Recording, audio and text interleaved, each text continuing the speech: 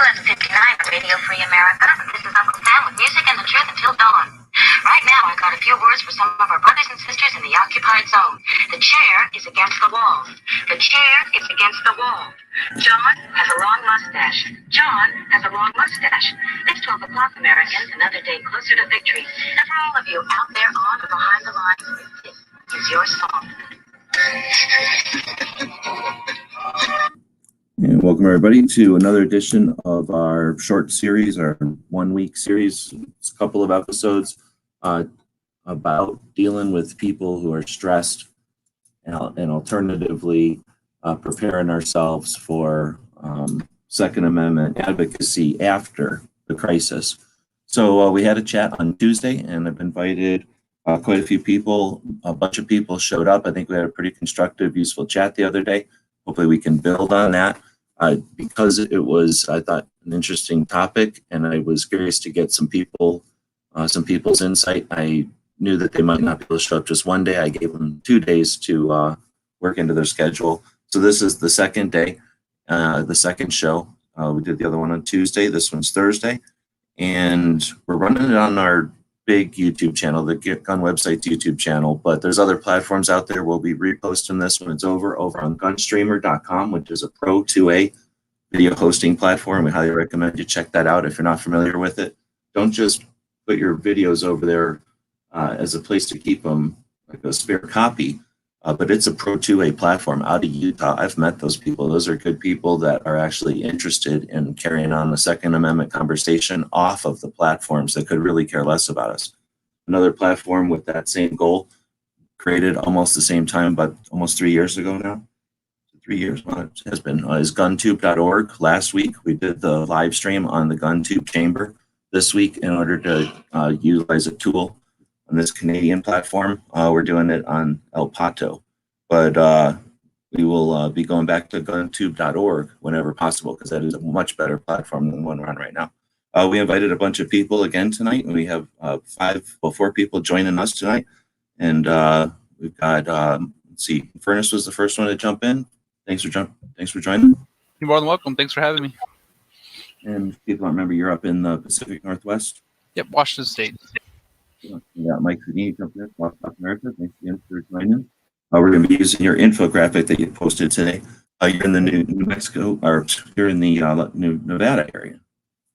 Yep. Thanks for having me on again tonight, and thanks for promoting WTTA through the graphic. So I appreciate that. Oh, you bet. Again, it's something that valid, and at a time like this, obviously super appropriate too. Kingpin jumping in from Maryland. Thanks for joining.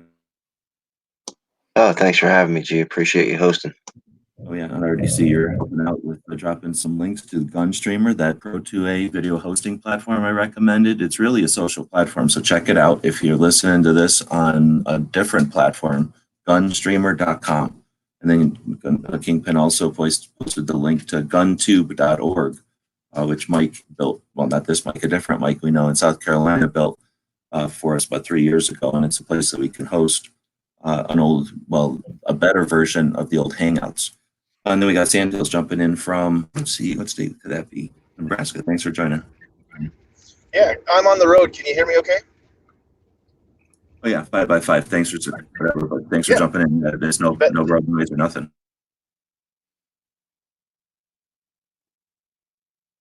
Okay, that was my biggest concern, was the road noise. So yeah, thanks for the invite, and always a pleasure, sir. Yeah, I'd say normally I yell at people for not being muted if they're being noisy, but knock on wood. I mean, if you're not muted, I wouldn't even bother. If it's safer for you to drive, I don't care. Well, there's a little bit of echo now that I said that, but anyway, thanks for joining us. And I'm going to screen share as soon as I can. Click the button here, and kind of alluded to it. But over on Instagram, everybody here is on Instagram, I think. Is Infamous on Instagram? I think everybody's on Instagram. But Mike's on Instagram. He has the Walk the Talk America account there as well. And this was posted. I'm not, but that's okay. This Sandhills ain't? At all? I could have sworn you were there occasionally. But there's too much to do. So. Okay. Yeah, I hear that. So I guess you're reposting this from Or it's probably written down here, Real Depression Project, but this is apt, right? It's appropriate to what we were talking about. And I was just telling Mike that this is kind of what I was thinking as I thought about doing a project like this. At least I knew that there was stuff I wasn't aware of, and I figured we could use this as some bullet points. So we're looking at an infographic that was posted on Instagram by the Walk the Talk US account earlier today. And at the top, it says why the coronavirus is triggering mental health issues. And then there's the little picture of basically it's a little circle with a bunch of flanges coming out of it, or what are those things called? Phalangi, whatever the little arms are called on a bug or on a microorganism. And then around it, it's got a bunch of different, what'd you call them? I guess triggers or things. And Yeah, absolutely. is there rhyme or reason to the black and blue portion? Because some of it's in blue text and some of it's in black text. Is that just a visual thing or just a? I think it's just a visual thing. I saw the post and had to repost it because I thought about what we were talking about, the different things that could trigger the anxiety, the stress, the PTSD, whatever that is, the constant worry. So Yeah, and then unfortunately, hopefully at the end of all this, and I guess we've said this before, as I'm saying this, as I'm forming the words in my brain, I know I've said this before, but at the end of all this, we can realize with some hindsight, overreaction and ways to mitigate future stress similar to this. Obviously, we don't have anything exactly the same as this, but we have had scares where contagious epidemic scares. We've had things that made the entire country come to a halt with 9/11, with Y2K, different situations for sure, but times when we did not necessarily take an opportunity to take a pause afterwards, look back and reflect and learn how to come out of it stronger. So this time, hopefully, as the conversation evolves and we all get better at having awareness, then this will be included in the after of all this stuff. But Mike brought up the PTSD, and I haven't been thinking about that because just people that I deal with or whatever, just that's not one of the things. So that's got to be an issue right now with people that are from whatever kind of cause they could have it. I didn't even think about that, but with just all the stress that's going on, the anxiety, like you said, it's a whole nother level. I just never thought about. So this graphic that we're looking at, like I say, it's got a bunch of bullet points, I guess, around, let's use bullet points as we're 2A, right? Bullet points. Actually, we were just talking about that stuff yesterday, and I wonder if we got bullet points in there. I'm going to have to go take a look at that. But I'm just going to read them off, and then we can dig into them. However, we got a competent panel here, and if more people show up, we'll just include them into the mix. But the people that are watching this right now, according to the internet, it says we've got 11 people watching right now. You're part of this conversation, so please, the whole reason I'm using the El Pato over here is so that I can acknowledge Erstwhile is out there, RTT is out there, Ghost is out there, Kingpin's out there, and in here, right? That allows me to click on your comments out there, and you're part of this conversation. So I'll just read them off real quick for the people that might be looking at the screen. We got despair, mindset switch from living to survival. That's a big one. Triggers, feelings of hopelessness. That's, I think, the one that I've seen. And I didn't know how to deal with that because I'm not used to people I know who are never hopeless, seeping in a little bit of hopelessness. It was frustrating for me. Increased anxiety, decreased job security, fear for loved ones' lives, promotes social withdrawal. Interesting. Decreased financial security, loneliness, and then quarantine makes it difficult to distract oneself from existing mental health issues. So, yeah, and the decreased financial security. There's a lot of stuff to hit in here. It's not my time to chat, so dig in. Whoever wants to grab a piece and run with it, let's start a discussion. Or no, this is I'll go ahead and jump in since it's something I posted. It's interesting, and I'm sure everybody that's here in the chat on the panel can appreciate this. There's different types of people. There's not a one size fits all, like, hey, this is how you take care of this. This is how you fix it, or this is how you calm people down, right? I have some friends that are taking this relatively well, especially out here in Vegas that are in the service industry that they don't even know when they're going to go back. But they're like, this is giving me the opportunity to develop another trade. I have a friend that's taking a real estate class now. Just friends doing different things. Someone's doing the mortgage thing online. And then I have other friends that are acting like Bill Paxton in Aliens, like it's game over. It's the end. We're screwed. So it's kind of interesting that the different people you come across and how they're handling it. I have some idiotic friends that are still going out and probably being part of the problem, and that's something that kind of stresses me out. Like the longer people don't take this a little bit serious, the more this is going to go on. So any of you guys seeing that amongst your friends? Yes, I actually talked to my mom today. She was like kind of freaking out about a few different things, and so I just sent her some, peer-reviewed science videos and other stuff, and she called me back a few hours later and was like way less stressed. Just like, oh, thank you, son. Getting worried about stuff I shouldn't be. I was like, yeah, it's serious, but it's not the end of the world yet. And I had to convince my sister to not go to the beach this weekend. Like, just stay home, save the money, and try to avoid people. You got little kids, and That's interesting. So you've got it actually balancing, well, not even balancing, but just definitely diametric or whatever, opposed to each other, right? You got one that's freaking out and not even probably interested in even leaving at all if possible, and then the other one that's looking to get rid of any kind of restraints, right? yeah, So you got to have a whole different conversation with each of them, right? definitely. And my mom lives with my sister, and my mom is definitely at higher risk for this because she was a smoker for so many years. She still vapes here and there. She's a little overweight. She's in her early 60s, and so I was like, Cam, you can't be exposing our mom to this stuff,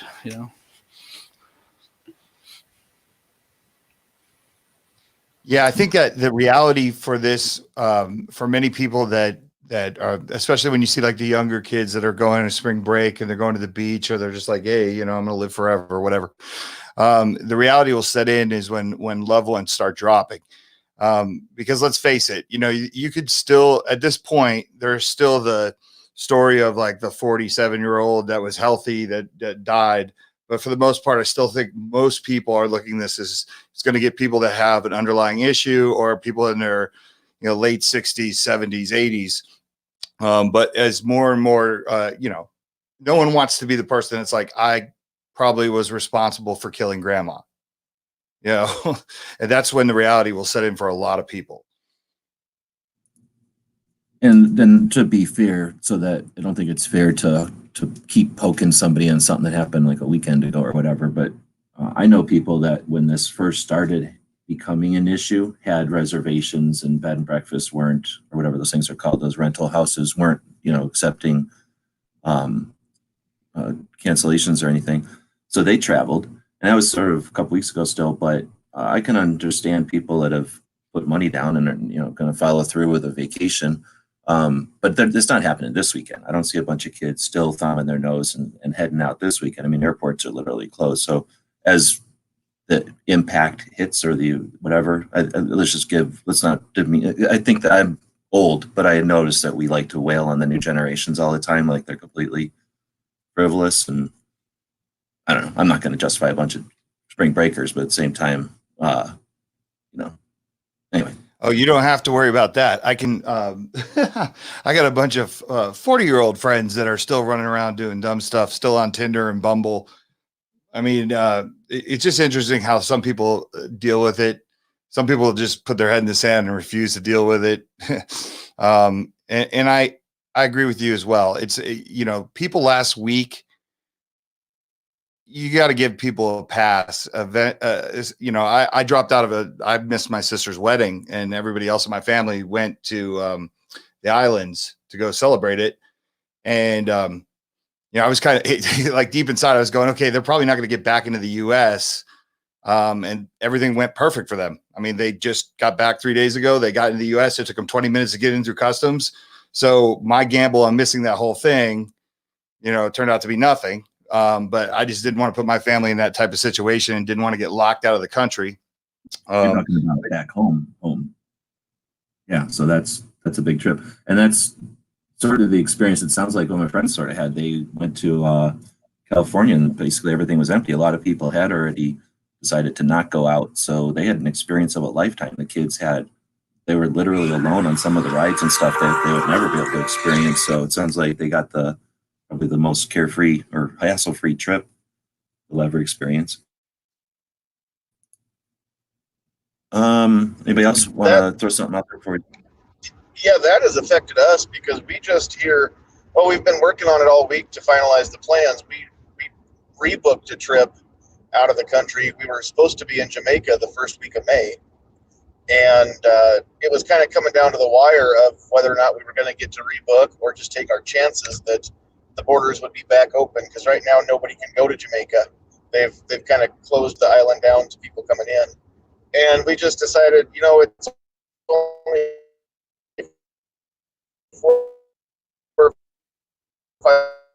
$500 more to out because there are only 8 or more in our group that are going to go, so more people get to go. It's not all bad, but in the town that we live in northeast Nebraska, it's about 25,000 people. It's not real big, but there haven't been that many cases. We had our first confirmed case in our county a couple days ago, and up until then, I don't think that as many people were really taking this seriously. We have to at work. I work in a retail store for a cell phone company, but I mean, we're not closing down either. Communications is considered essential, so we've got to stay working. But we've changed the way that we do stuff, scrubbing down our store and hours and whatnot. And the other day I was driving home and it's been nicer weather the last couple of days. It's been warmer and not rainy finally. And I live a half a block from one of the city parks, and there's a bunch of kids at the park playing basketball, which is normally not, that's not unusual.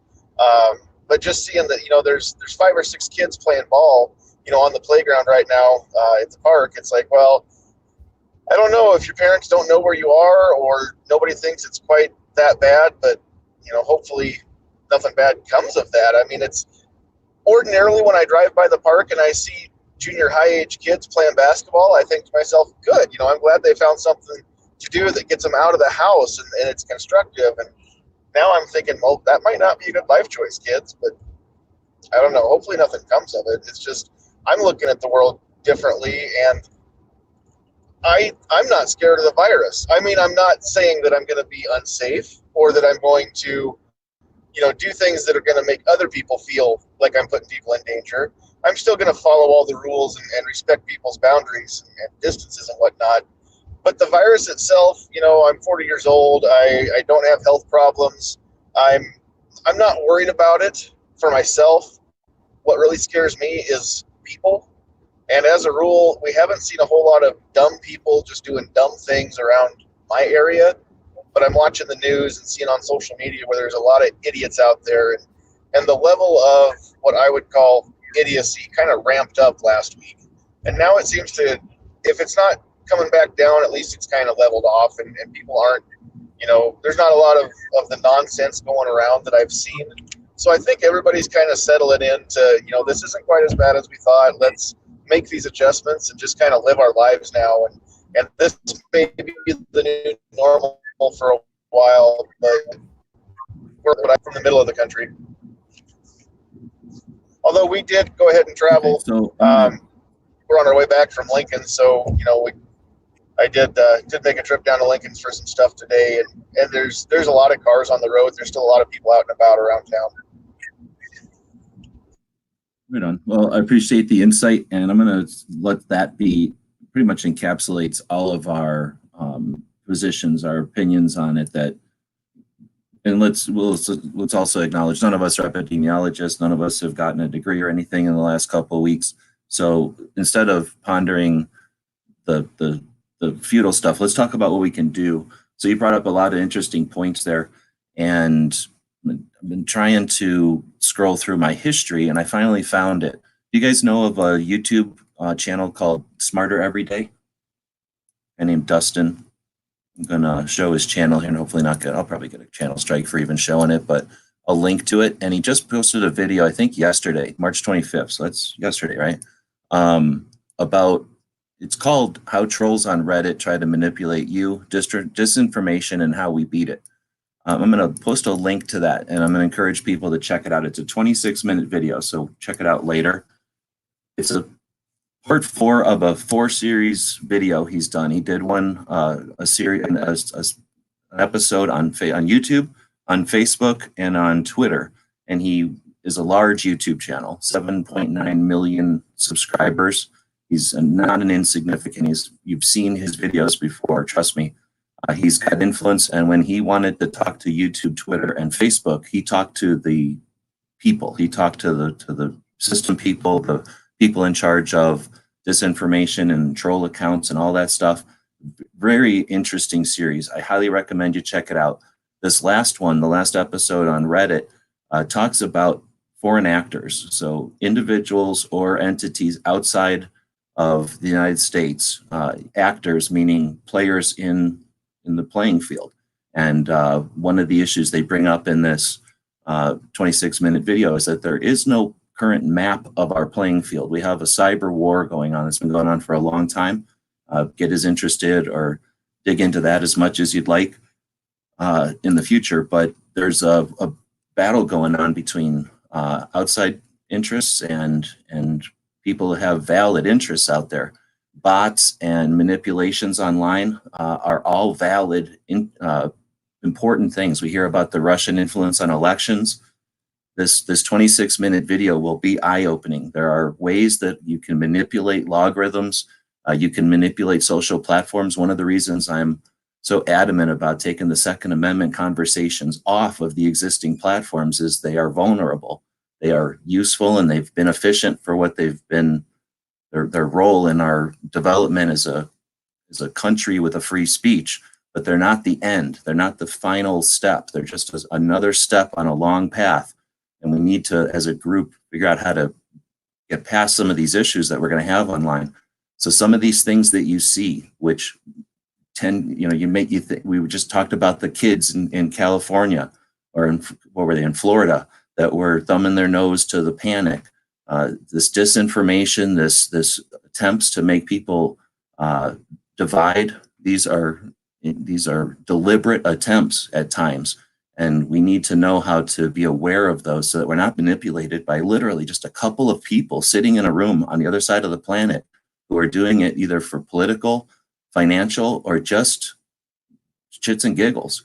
And it's something that we have to understand, that with freedom, there's responsibility and obligation. And some of that is just to be smart. And hopefully this conversation will talk about the ways that we can focus on the ways that we can accomplish all this. And I know one of the things you talked about there, Sandhills, was having to cancel a vacation. And that's frustrating. I think one of the things that would make it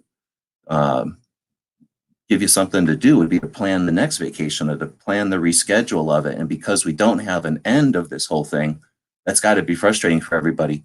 So when we can't focus on a known end of this whole thing, like the light at the end of the tunnel, what are some ways that we, as people who understand that there will be an after, how can we talk to people who are stressing out now and be role models, if nothing else, but maybe even more than that?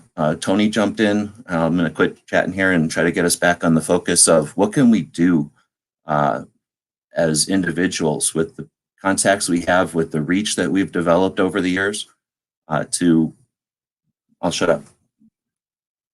Anybody throwing in? One of the things that I liked what you guys were just talking about, and we could do to teach our friends, our family, our children, whatever it might be, is what freedom really means. Because I see a lot of people out there, a lot of people even with a lot of influence, saying freedom means I'm going to go out and have that barbecue with all 50 of my friends because freedom is dangerous, and I'm not going to have the government tell me to stay in my house. I think one of the number one thing that you have to understand with freedom is it comes with a lot of responsibility. You can't just do whatever you want because, what's the old saying? Just because you can doesn't mean you should. And that's what I think a lot of people are missing when they start screaming about, you're not going to take my freedom away, is the overwhelming amount of responsibility that comes with being a free person.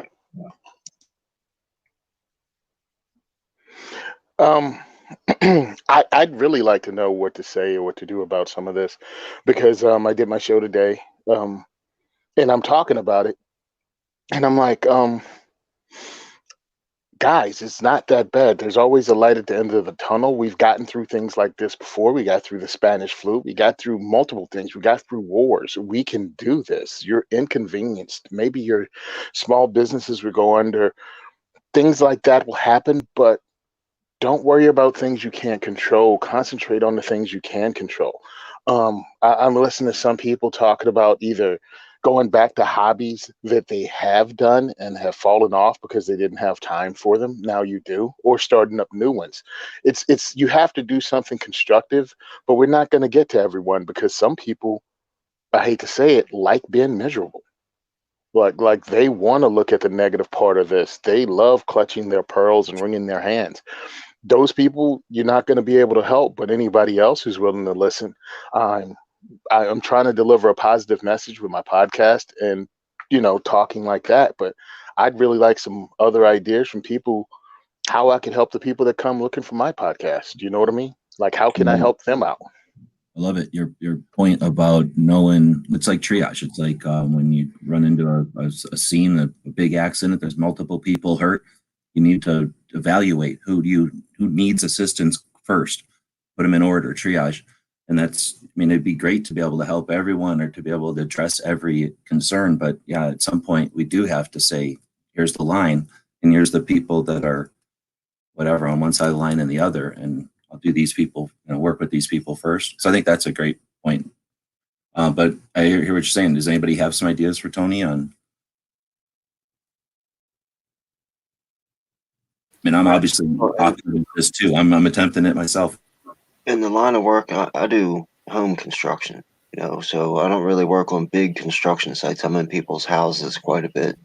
And I've noticed a lot of people are doing their spring cleaning early, painting that room that they thought about painting 20 years ago, doing a lot of maintenance around their homes and stuff to keep themselves busy. And pick up on, like Toni and Sandhills were saying before, a bunch of stuff that they didn't have time for yesterday, and now they do. So they're trying their best to be productive. Yeah, probably just to kind of follow off what everyone else has said. Like friends of mine that I know who are not able to work because of this, and if they're kind of stressing out, I usually just kind of like, hey man, why don't you, restudy your, I have friends that are electricians, go back through and just kind of build up their toolboxes more. Just kind of give them advice on stuff like that, and then usually that kind of takes their mind off of it because then they'll go out and order, the newest for the new codes or who knows, right? Whatever position they're in to try to. Yeah, you're right. I've been putting off this training for years. Like myself, I don't have my GED, so I've been working on that. I mean, I was making six figures at Google. I never graduated high school, so I'm using this time because I'm not working right now to better myself. So that's usually the advice I give people who are kind of stressing out that I know that are in the professional fields of some type of things. Like, hey, just work on your toolbox, get more tools in there.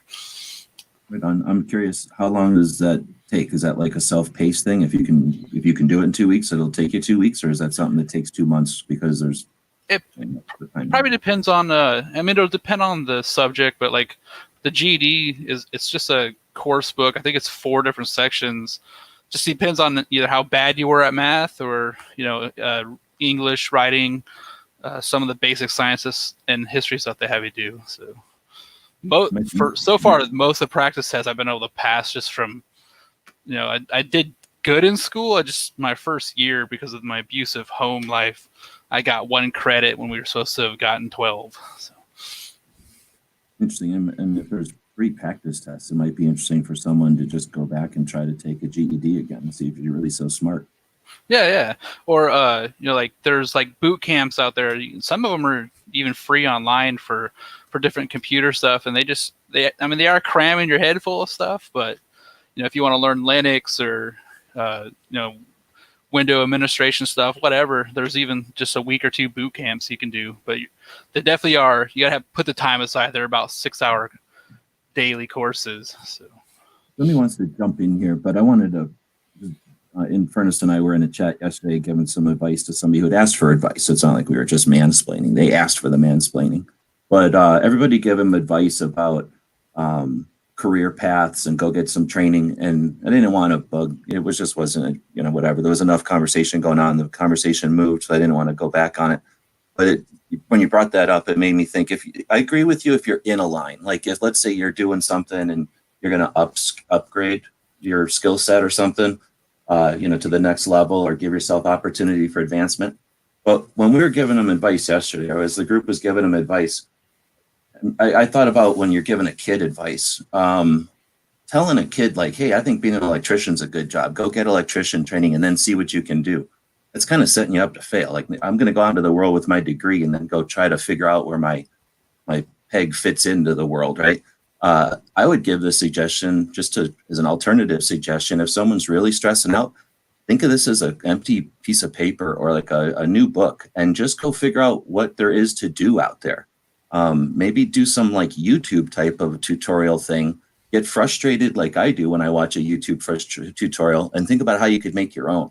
It's really simple to create stuff online, and if you're not trying to do something that needs an accreditation or a certificate or something, you can wing it. You can figure out how to do it and accomplish a lot, get projects started and get people on board and collaborate and bring people on board to do the things you're missing.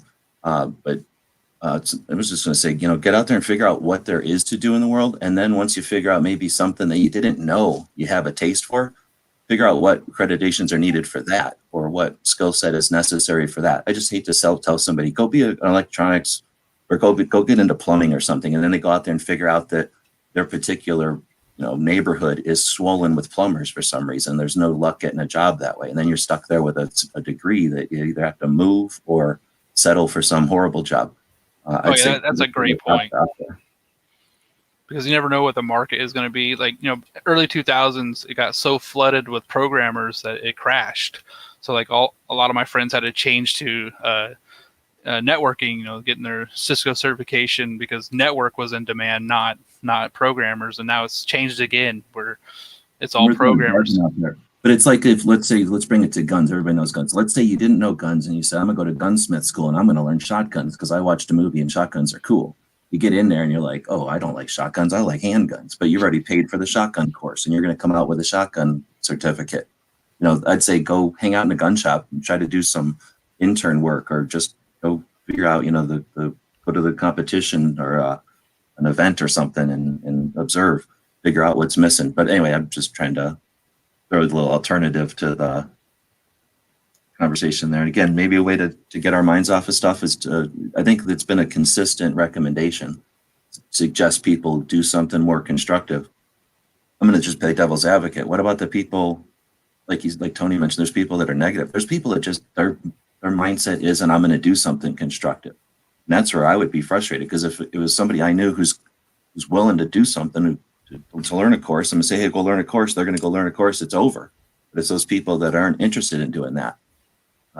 Is it pointless to attempt it, or? Well, I mean, so like this is a personal story, right? I fixed one of my Samsung TVs the other day by watching YouTube. This is something I never would have done if we weren't in this type of environment right now. I literally went to YouTube and put in what was wrong with the Samsung TV. Then I sat there like a meth addict for 4 hours, just like taking my time, taking apart this TV. And I fixed it. And I felt great about myself because I've never done anything like that. I'm not good with that stuff. I've always been like, all right, you got to make enough money to be able to replace those items that you like. But even on the simpler level, right? I didn't run out and go get a degree in something online or get a certification. I fixed a TV that I normally would have thrown out from YouTube. Because I had nothing better to do that night. I just sat there. I was tired of listening to the TV. So I fixed the one TV in the other room. Those are little things that I think people can do if you want to do it. I love it. And that's a great point. And that's exactly, I had people that had a big giant TV. It's like as big as my wall.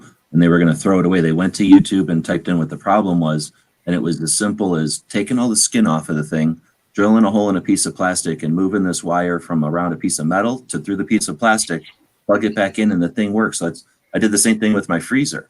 I knew how to fix a freezer, but I didn't know how to fix this particular freezer. So instead of fumbling around, went on YouTube, typed in the model number, the issue, like you say, and then you got the satisfaction, you got a new skill set. Maybe you go on to the hair dryer or the next thing that on the do list, right? Yeah, you could have saved yourself a couple $100 too, instead of running out and buying a new TV to replace it, or a new freezer, or a new hair dryer. Yep. When my wife was between jobs, when we moved from where we lived before, she started taking Mavis Beacon typing classes. I mean, it was just something to do to get a skill set up while people were getting back to her about a resume. You know what I mean? It was better than sitting at the house and staring at the television, or just stuff that could become negative. I was talking to someone today about that negativity. Like, no matter what I said positive, they came back with a negative. And I just went, okay, this person is wallowing in this, but luckily they're at work. You know what I mean?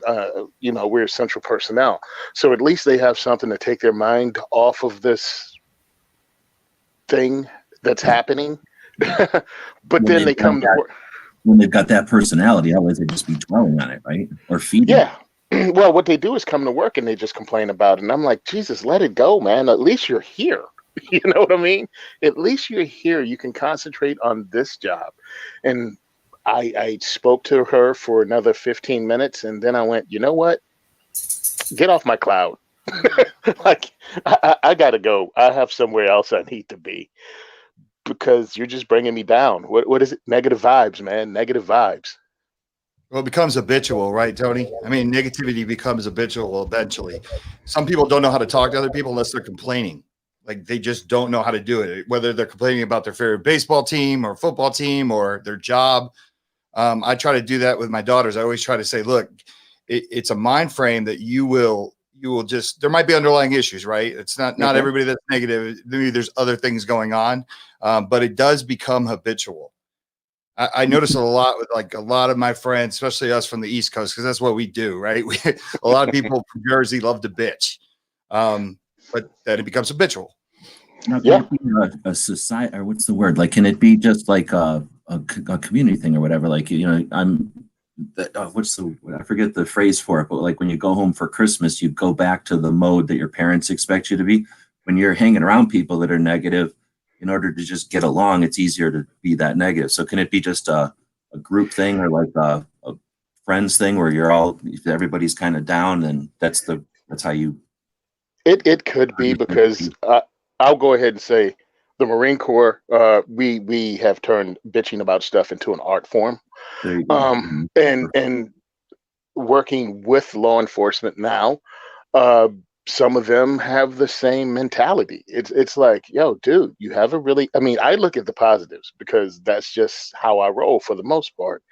And I'm like, I always try to look at the good part, because life happens, but most of life is how you deal with what happened. And a lot of people just become negative with it. And I'm like, look, turn this around, because they're going to be failures. Learn from it, grow from it. And what's happening right now is an opportunity in my book. Right. Now, interrupt you right there. Go ahead. Just because what you said there was profound, I think, and I want to emphasize it when you said it's what you make of it.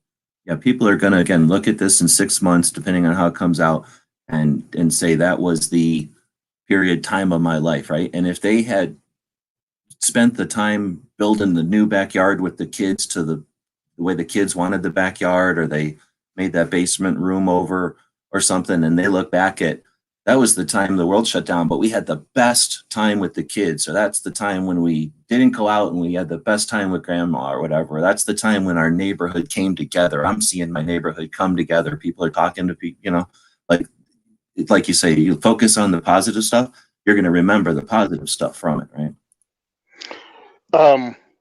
9/11 happened. obviously, living here in Jersey, my next door neighbor was in one of the towers.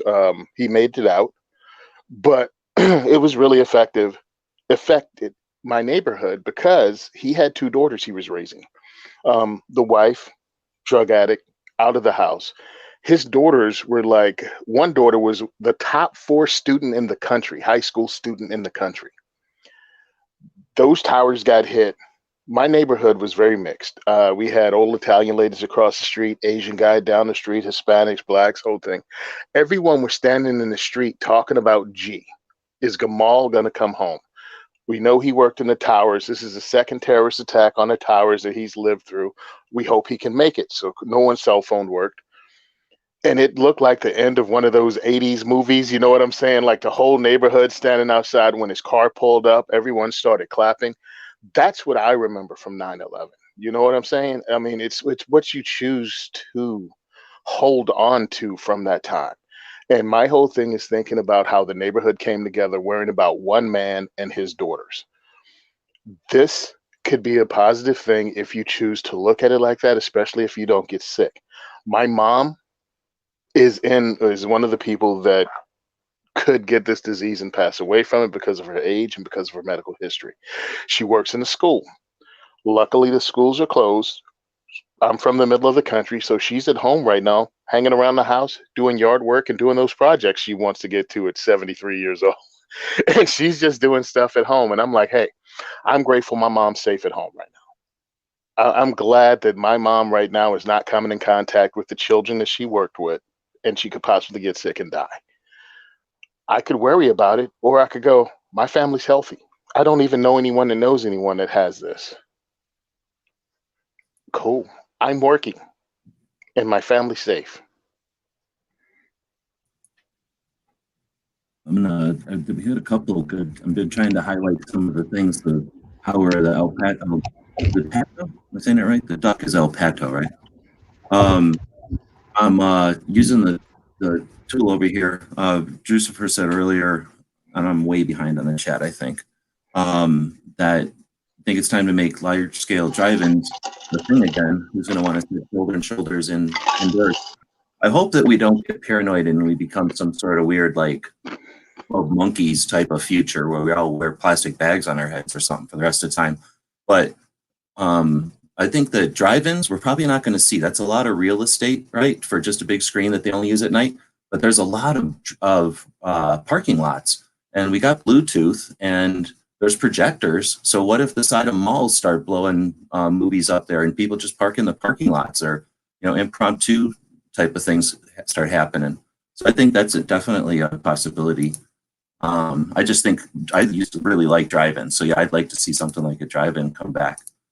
And then Weston had suggested, if you're stressed about all this, start turning off the news and social media. Here's the thing: if some people are quarantined and they're addicted to TV, it's called programming because they go to school for a long time to figure out how a mammal's brain works, so that they know what to put, what kind of colors and what kind of dances and what kind of songs in what order, how to get your emotions tweaked like a harp. That programming was designed to catch people, and the generations older than me, they lived, they grew up with televisions. I grew up with televisions. I was able to cut the cord because I saw the potential of the internet. I haven't known the television since the 90s. But I know people that are addicted to television, like heroin. People are addicted to heroin, right? When they're quarantined, good luck. I attempt to tell people to not watch the television. No matter how I say it, I'm that crazy gun guy who hates period. It just fill in the blank. I cannot get them to stop watching TV. The only thing I could do is turn off their electric and they'd go get a battery operated television. Like, how do you guys deal with somebody who's, not going to turn off the programming? Well, all of these tips are going to have the detractors, the people who just won't listen, and then there's going to be a bunch of people that it's not going to be good for. Like, I would think about, writing a journal, or a lot of people are doing YouTube videos, like a YouTube journal. And that's something that you can go back and look at or read again 6 months from now when you're in a different mind state and see, wow, maybe I was panicking a little bit, or wow, I handled that pretty well, or, but then there's some people that if they write a journal and go back and read it, it could very well feed into their anxiety and feed into their angst and stuff like that. But for the most, I would say a journal would probably be a good idea. And obviously, if you're concerned about privacy, get yourself a little lockbox and lock it in there. That way, your kids or your husband or your wife or your roommate or whatever doesn't read it, and you don't have to worry about being embarrassed by it, or whatever other kind of reason you might have. I think too. I mean, when you have conversations with people, it doesn't matter if we're talking about doom and gloom on the news, or trying to get more people to be pro Second Amendment. It doesn't matter what kind of topic you're talking about. There's always going to be those people who have already made up their mind that they don't think the way that you think or that I think, and we're never going to change their mind. And some of those people, I don't remember who said it before, but some of those people just want to complain. They just want to be in the doom and gloom. And I think it's important for all of us to remember that, we can control what we can control, and we have to learn how to let go of what we can't control. And there are going to be conversations that we just need to learn how to walk away from, just like if it was about guns. And so we've all talked about that before. There's going to be people that the conversation is just going to be a short one. We're not going to, we're not going to agree. We're not even going to agree to disagree. So you know what? You have a great life, human. I'm going to go this direction. You go that direction. Some of the times people want to be doom and gloom right now. And as much as we'd like to cheer them up and have everybody be positive, that's not real. And that's not going to happen. So you've got to remember how to protect yourself. And you've got to know how to walk away, because you can't let them drag you down. And I'm the type of guy, my personality is whatever the room is. I'm very empathetic. So if I'm in a room full of people that are sad, I'm going to be sad. If I'm in a room full of people that are happy, I'm going to be happy. I've got to learn how to protect myself, and I'm learning that about me. One of the things that I do, because I work with the public, so sometimes I can't walk away because they're a customer in my store, and I can deflect. I can change the subject, and we can talk about something else. But I've got somebody when I go home that I can vent to, and I get it off my chest. I'm at my house. I'm with my wife. She's my person, and that's my safe space. I vent, and then it's gone. I let go of it, and then we talk about what we're going to do the rest of the night. So I think that a constructive thing is just to, number one, be able to walk away or deflect, and then if you've got somebody that you can just talk to, and they know that you just need to vent, you got to say it, complain about it. The idiot that you talked to today that you couldn't cheer him up, and you just had to walk away. You can vent about that, and then it's over, it's done, let it go, and then control what you can control, which is your attitude and how you deal with people. I think that's a very positive thing that a lot of us, myself included, should learn how to do better.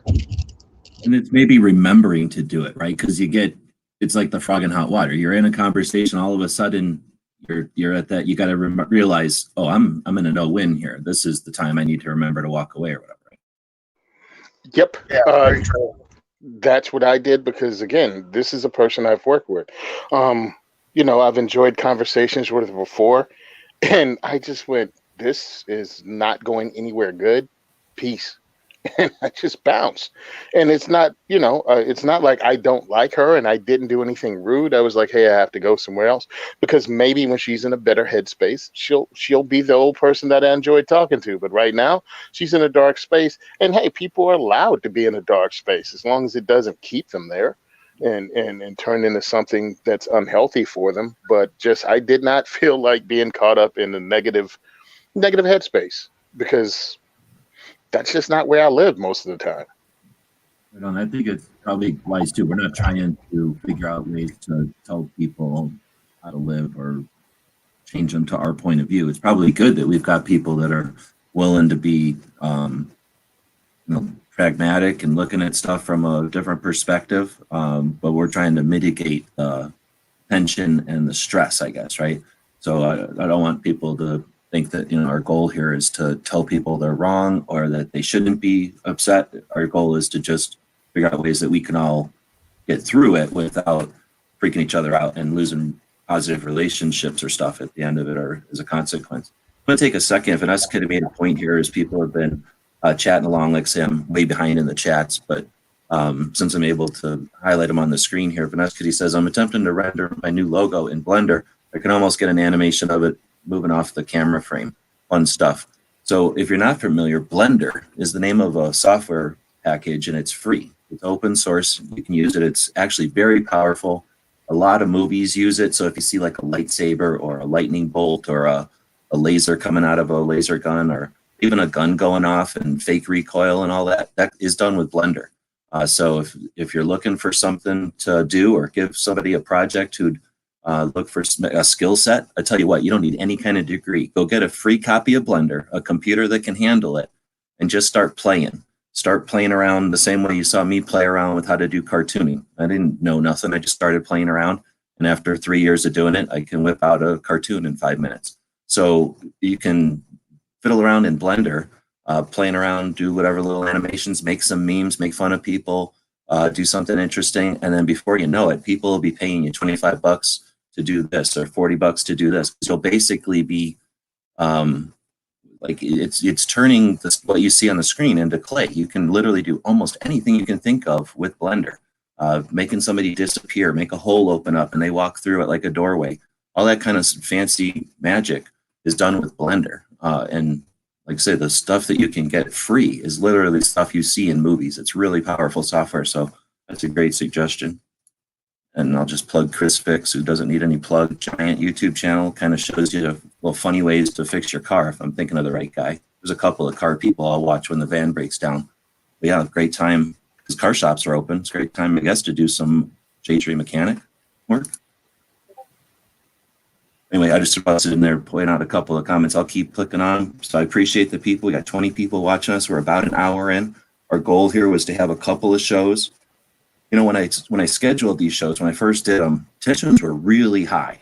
And I would say I'm glad that now a week or so later, 2 shows in, tensions are not so high. So maybe that's the way we'll break into the next hour here. But playing show host, I wanted to do a series of shows to offer some relief to the stress and to talk about, like we just kind of mentioned, mitigating stress and potentially, since it's all 2A activists in here, some of the heavy hitters in here, some of the heavy hitters in 2A. Let's talk about how we can set ourselves up for opportunities coming out of this whole thing in the after, because there's so much potential for 2A after all of this. So that was the goal, is to have a conversation with these kind of topics. We're an hour in. I've got links out there to a whole bunch of people. We're using El Pato tonight, so I can only have 6 people in here at a time, but I can have like 10 people in the back room. So if you have a link, feel free to jump in. Kingpin's usually willing to jump out and let somebody jump in, and we'll go on that rotation. So if you see the room full, just keep jumping in anyway. But otherwise, why don't we round the corner there? And if anybody's had any things that bottled up or wanted to reply to something and I cut you off, feel free to bring it up now. But I'll just quickly say we've got Infernus jumping in from, try to do this right. I just removed him from the screen. Can I add one quick point to what we were just talking about? Hold on real quick. I'm just going to introduce everybody. We've got Infernus from the Pacific Northwest. We've got Mike Sidney from Walk Talk America. He's in Nevada. Sandhills is in Nebraska.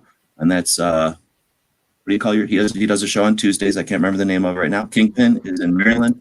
And Tony's 2A for E, and he's in New Jersey. Sorry, I cut you off. Infernus. What were you going to say? The only point I would add is, sometimes those people who are doom and gloom, you might be their vent. They might not have someone to go to vent to. So what I usually try to do, if I know that's kind of the situation, and if they actually are, upset about something that we can maybe research together with, then I'll sit down with them and like, hey, let's look that up. Maybe you're right. And then sometimes, I can show them sources that are verified and whatnot, that maybe they're making a bigger deal out of something than not, and then they feel better. Some people you can't help. No matter what you show them, they're going to be like, nope, it's Armageddon, the Satan has come, blah blah blah. But you can stand next to them and not do that though, and then for the people who are aware, you're offering a different example, right? Like you can, yeah. I think sometimes by not getting into the negative conversation, right? You're doing something by not doing something, if that makes sense. Or just like allowing them to vent to me, and then if I see that they're actually venting on something that we could actually look up and see if they're actually coming to a good conclusion, I'm like, yeah, I'm curious, about that too. And like, we should look this up together. I'm kind of curious how you came to your thought, because maybe I'm wrong on mine. Kind of, yeah, you're toying with them a little bit, but or maybe you'll learn something. And then I see that sometimes can, drive people who are freaking out about something. When you actually look up stuff together, it calms them down. Or, sure, there's going to be the person who, no matter what you show them, but I don't know. To me, being a community, and I've always been one of those people that I don't mind listening to people bitch and moan, as long as we can have a conversation about it and what's making them upset. Because I understand not everybody has a family to go home to, vent to. Well, and then you learn a lot. Like, I don't want to listen to yes men tell me about how great the thing that they love is, because they're blinded to anything bad about it. So I definitely enjoy hearing both sides of the thing, but I'm not going to listen to somebody who hates something tell me about, how blind they are at anything good about it either. But yeah, you kind of have to listen to both to get really. I am way behind in the comments. I just scrolled down and I'm way behind. So I'm whipping through them here. Definitely a lot of talk about working on. There he is. A lot of work on cars. Some TV talk. So it was probably a while ago. Yeah, we need to see more shops being built and more videos with people doing stuff in shops. It's always good. Tony's out there. Enrique saying I'm calling this the big hustle. So I don't know if he's talking about like the 2 weeks off. And he had mentioned something, I highlighted it earlier, and I think that's adding to the stress level, is that there's not a time frame. If this was some sort of we take a 2-week epidemic halt vacation like Europe, where they're on vacation half the year, right? Because they're lazy. If we did something like that and it was, everybody knew it was coming, everybody could prepare for it. The problem is it's unknown, right? That's what's freaking everybody out. But you look at it, I guess if you're prepared and you're able to think of it as a 2-week vacation, then yeah, that's kind of what we were talking about before. Okay, so I don't want to go through all of these chats. That'll take forever to read every one of them. I'll try to hit some of them that are appropriate here. But what did I say we were going to round the hour out and start off the topic with? Said it, and I kept talking, and I did not retain it. I think you said that you guys were going to compliment me for the rest of the show. That's what I thought you said. Good point. Yeah. Well, I do like the gun, and the fact that it's not pointed at me. Appreciate that. Safety. Like that.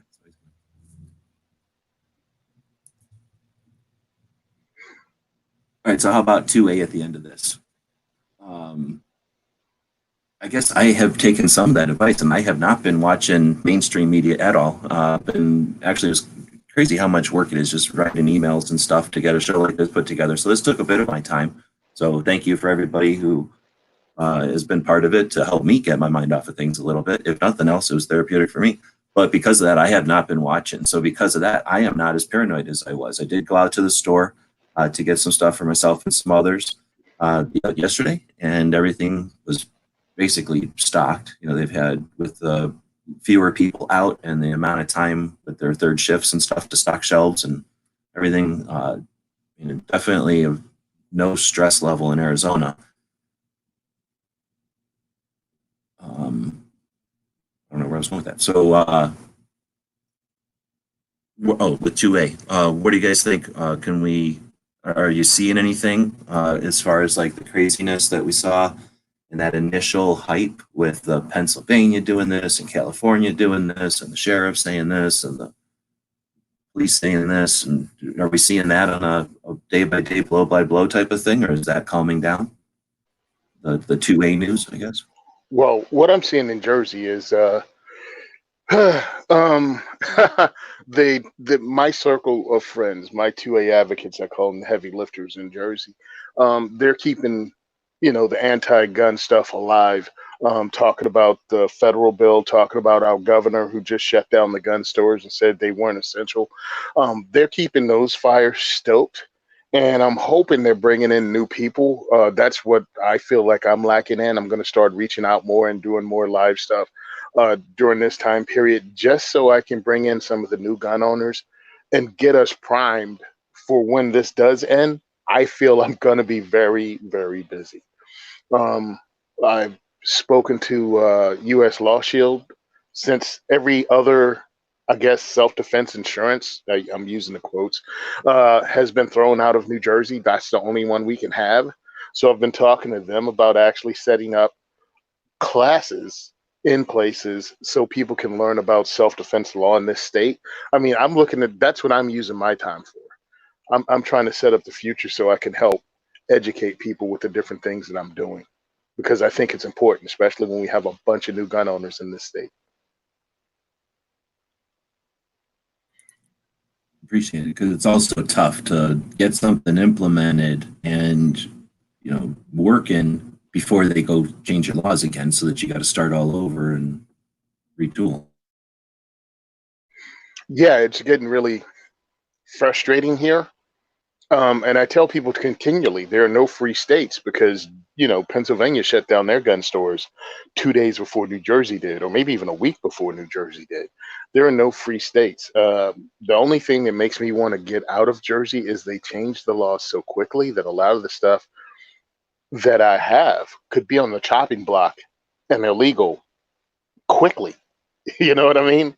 Like Without, immediately. And without grandfather, without opportunity. I mean, I've heard of situations in states. We literally have talked to people in situations in states where they'll enact a law, and now you can't sell it, you can't transfer it. Like, you literally have to give it to the police or destroy it, but you can't even sell it. yeah, Like, in New Jersey, you couldn't even destroy your 10-round magazines on December 11th of last year. Like somehow they just had to go to Narnia. Like they just had to disappear. You couldn't throw them away. You couldn't sell them. You couldn't take them out of state. I'm like, this is the most ridiculous thing I ever heard of. Throw it to Kingpin. You got this. I don't know how long ago you said this now, before the top of the hour even. This is an awesome point, and I don't know if this was in response to something, but I want to take this one a bit.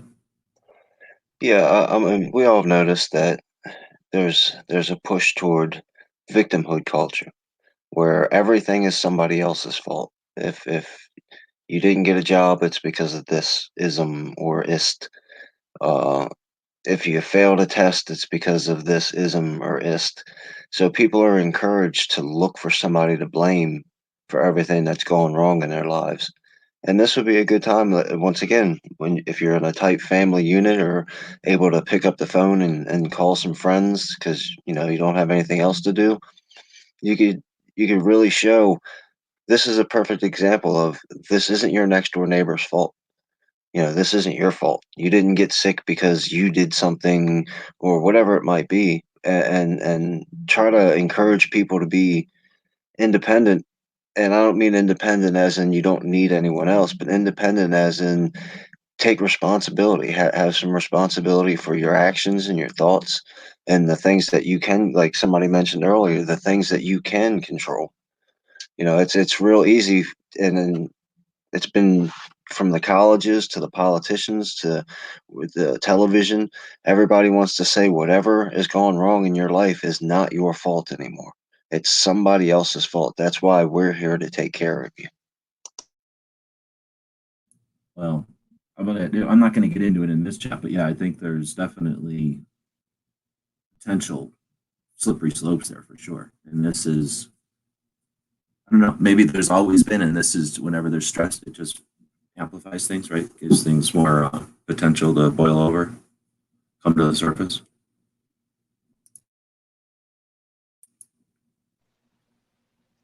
Well, yeah, I mean, if people are coming up with, you know, whether it's as simple as you lost your vacation money because you can't get a refund, or you can't go back to school, or unfortunately people are losing their jobs and might not get them back.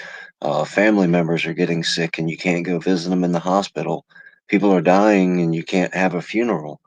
So it's really easy to look for somebody to blame for that, as opposed to understanding that sometimes things just happen.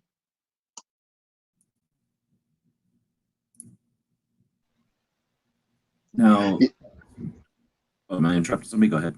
Oh no, I was just raised with the whole if something happens, it happens. I mean, I was raised by, I was raised in Virginia in the South by a family that pretty much farms all around me. You know what I mean? So when stuff didn't work out, it just didn't work out. You don't have time or even the chance to mope and whine about it. You know what I'm saying? Especially if crops failed or something didn't. We don't have time for that. We don't have time to luxuriate in the pity party or even look for someone to blame. It's like we got to keep moving to the next thing. And it has helped me out in my life doing the Second Amendment advocacy and the other things we were doing. Because when you get shot down, it's like, okay, either learn from it or just keep it moving. And that's what I was able to do. I used to spend every Monday cold calling companies to try to get them to support us. And yeah, in a month, I'd go through 100, 125 different companies that I'd cold call. Yeah, I'd get shot down. Keep it moving. And this is the same thing, man. This sucks. This sucks. I mean, I have friends that are looking at their small business, maybe not surviving this. You got to figure out alternative means. You know what I'm saying? I mean, but people always have to do that. But it's also an opportunity. It's an opportunity to learn how to build your business in a way to never let this particular thing happen again. And by doing that, enough people do that, this can't happen again, and we'll have to deal with the next thing that comes along, of course. But we're made of the same stuff. I like the idea of having a bigger goal, though. And if you didn't already have a bigger project you were working on or part of a bigger project to jump into, is something to not keep busy, but something to keep your, to move your talents to keep your creativity going. So if you haven't already grabbed something like that, obviously it's a great time to think about that. But yeah, having a goal that's a bigger goal that's long term, then yeah, you look at it as this is a misstep or this is a stumble, this is a fall along the way, but what steps are necessary to get you back to path, and what's realistic. And yeah, you start thinking pragmatically about it as opposed to just, I guess, not having that handhold or that something to hold on to, that structure to hold on to. And I don't know if I killed it there, but since there's a pause, I'm going to focus on Professor Paul is the new name. So it says, hello, gun enthusiasts. I'm looking for help with live streaming the Google Hangout via YouTube. If anyone can help, I'd appreciate it. Kingpin did a pretty good job of answering you completely there, but I'll just say we're using YouTube. We're piping into YouTube. So we're using a thing called StreamYard, I guess. I call it El Pato. And that is a separate system run out of Canada, and we're using it. It allows 6 people to jump in. I send them links, they join, and we can share screens and stuff. And then we pipe that into YouTube. There's alternatives to that. XSplit is a software you can put on your computer. There are there's some kind of stream something that you can get, and there's a couple other options to pipe into YouTube. But YouTube stopped the Google Hangout option last September. But yeah, like Kingpin said, there's plenty of YouTube videos out there to explain all that. Clover has a chat here this evening, which this one will end before his chat. So later on, we'll put a link, or I'm sure Kingpin can throw a link in there to Clover Tech. Has a chat every Thursday where he talks about technical issues and building channels. So definitely recommend watching some of his videos. He's probably already talked about it after September and the issues. I could check out some of those, but ask questions in those conversations that he has. Those are just like ours. It's an interactive conversation with the people watching the show as well. Enrique saying it's going to be interesting when everyone can gather, talk, and assemble over the issues they experienced, learned, and what they lost. Social media is key to educating freedom. They will be hungry. So a lot of tough topics there. I'm trying to stop myself from getting into the political side of it. There's a lot going on, and I think we've got First Amendment issues here coming up to the top just as much as Second Amendment issues.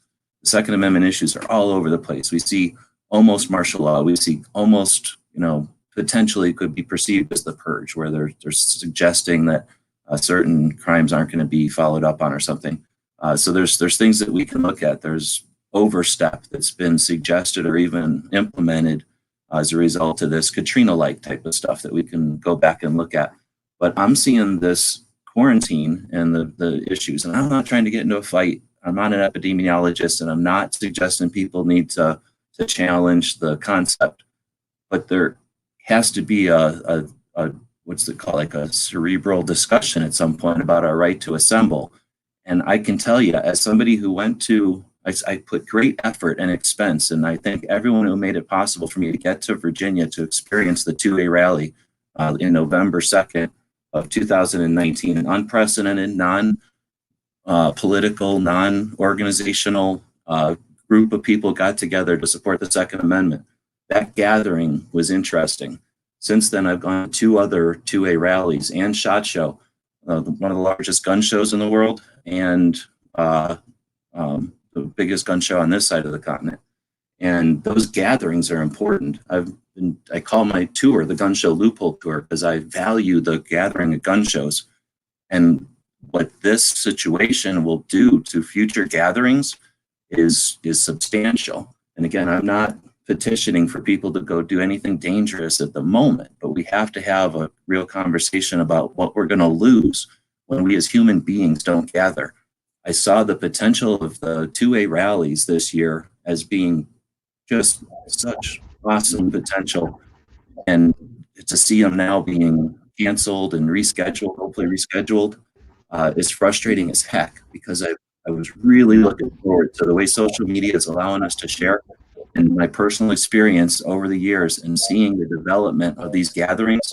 They are evolving, they are developing. We are seeing different people show up at these things. The stuff that happens at these is unprecedented. Politicians, law enforcement, military, individuals, organizations coming together on the grounds of the state capitals. It's unprecedented, and it's being extinguished. And I'm just frustrated. I'm not suggesting anything crazy. So rally, rage if you want in the comments if you're misunderstanding me, but we're losing the right to assemble, and that we were just about to taste what the right to assemble, the power that the fathers gave us when they put that into that First Amendment. Man, it's big.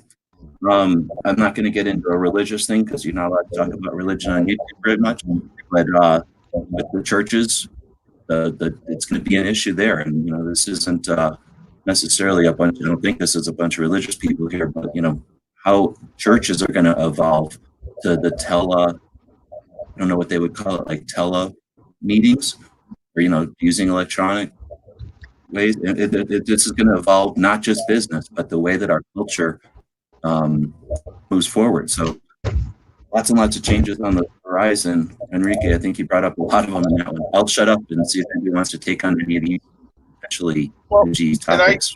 We won't go too I don't disagree with anything that you just said there, G, but aren't we gathered right now? And you're in Arizona, Kingpin's in Maryland. I'm in the middle of the country. We've got New Jersey and Nevada represented right here. I mean, and Washington State as well. We've got people in a gathering right now. And no, it's not ideal. We're not face to face, and we don't get to put a bunch of bodies in one place. Show the world that a group of gun owners is one, and a group of gun owners, exercising their right to carry doesn't cause violence. No, we don't get to show that right now, but we still get to have our solidarity. We get together just like we are right now. And, there's nobody, I don't think there's anybody on the panel, maybe in Furnace, that, doesn't regularly get together online, either have their own podcast or is a guest in a panel in somebody else's. We've been keeping that torch lit. The get-togethers are still happening, even though they're virtual.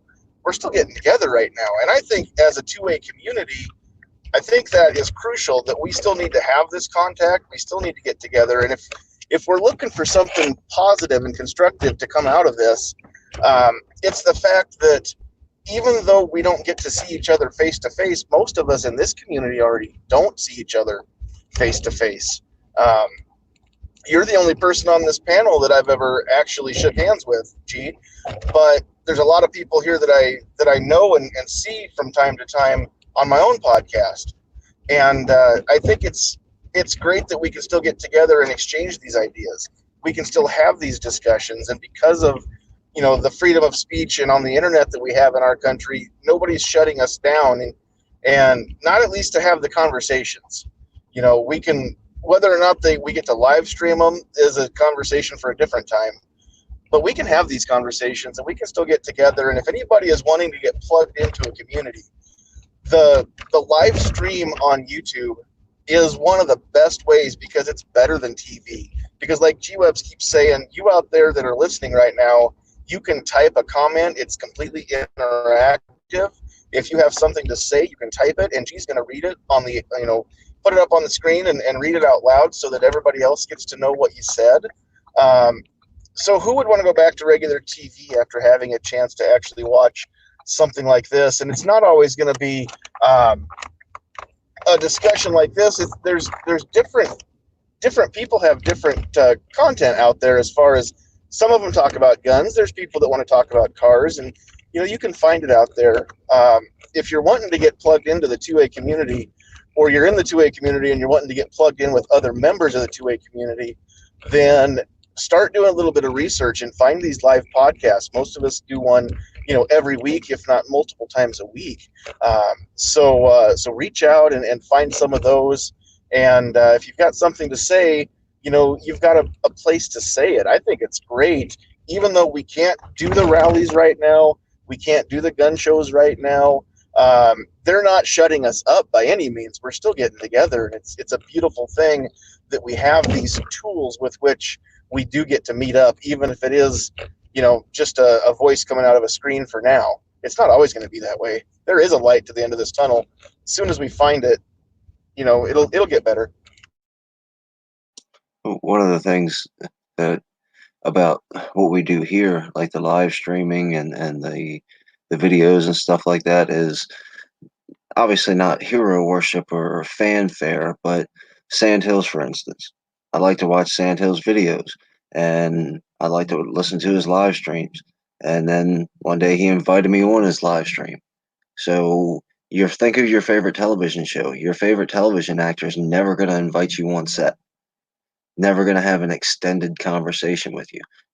Most likely doesn't even know that you exist. So when you find a good group of people that you enjoy their show, whether it be Ghost, Clover, G, Michael, anybody who does content or live streams, you can contact that person directly and have a direct conversation. And then there's a lot of shows out there that are open discussions, and you can join in on the panel. You call your favorite radio station and you sit on hold for an hour and a half to get a 30-second, hey, love your show, and then they hang up on you. Or here, you could get invited on the panel and be completely a part of the discussion. And then the other thing, G-Webs mentions it all the time. Embrace the new. Like he calls this the new media, and embrace that. And be a part of it, because you're not going to get invited on your local news station, but you can get invited on. You're not going to be able to text your favorite local, news host or whatever that you watch every morning before you get ready for work, but you can do that here. This is something that you can become a part of, and if you embrace what's new, it can be yours as opposed to something else. That's exactly my story. I joined Never Enough Ammo's Discord because I play games. He plays games. From just BSing while we're playing games together, he invited me on a show. And so now, and then from doing talks on that, I got invited to 2 other shows. And so I've been on a guest host of 3 different shows the last 3 months, just for taking the chance and joining their Discord and letting my opinions be known. Well, and let me just say too that, Kingpin, you coming on my podcast every week is me paying it forward, because I'm the same way. I actually found any of this stuff because of the original Shooting Left of Center podcast that G-Webs and Never Enough Ammo do with Yankee Marshall. And then I found Matt's weekly stuff, which led me to Travis P11's weekly stuff, and he let me on his once. And look at the monster he's created, with me now. So if anybody, like I said, if you want to get plugged into a community, join these live chats, because you never know when you're going to make it, into the panel. And then you'll catch the bug, and pretty soon, a year later, you're going to be doing your own thing. So my chats are better because you're in them sometimes, Kingpin. You always bring good stuff to the table. That's why you got an invite to this one from G-Webs. Thank you. I appreciate the kind words. Yankee is also how I found Matt. Right. So I'm not trying to, I don't care if you go on YouTube or not. I want you to be part of the conversation. However it happens to be, YouTube is the way we're doing it here, but there's blogs you can be a part of. There's Instagram is awesome. I guess other people use other platforms. I think Patreon is the best platform. And I wanted to break in with that. So you can definitely, all the things they just said, I'm sorry, Tony. You could be part of the conversation. You can get direct contact with the people that are, doing the content of the project. You can collaborate and all that. But you can create it. You can fund it. You can be a venture capitalist in it. And that's something that you can buy a T-shirt and know that $5 went into a multi-million-dollar project like a TV show or a movie or something or whatever. But when you give $2 to a human being, then they're able to do something with that. That's a whole different type of relationship. And as we foster that, we'll see that potential of the internet take us to amazing new places. Without getting into that kind of thing, we did have a question out there for Mike. Question, I'm worried about the general mental health of America, regardless of the why. It's draining and creating fear. What are your thoughts? Yeah, I mean, I think it's a perfectly, acceptable. It's acceptable to be able or to have this type of fear. It's normal right now. It's going to get worse, right? The longer this goes with the uncertainty, the more people out of work. I think about a lot of my friends right now that work in the service industry in Vegas. I think my anxiety, my fear is more for my friends. I fear that more than I actually do the virus itself. So I think it's perfectly normal to feel that way.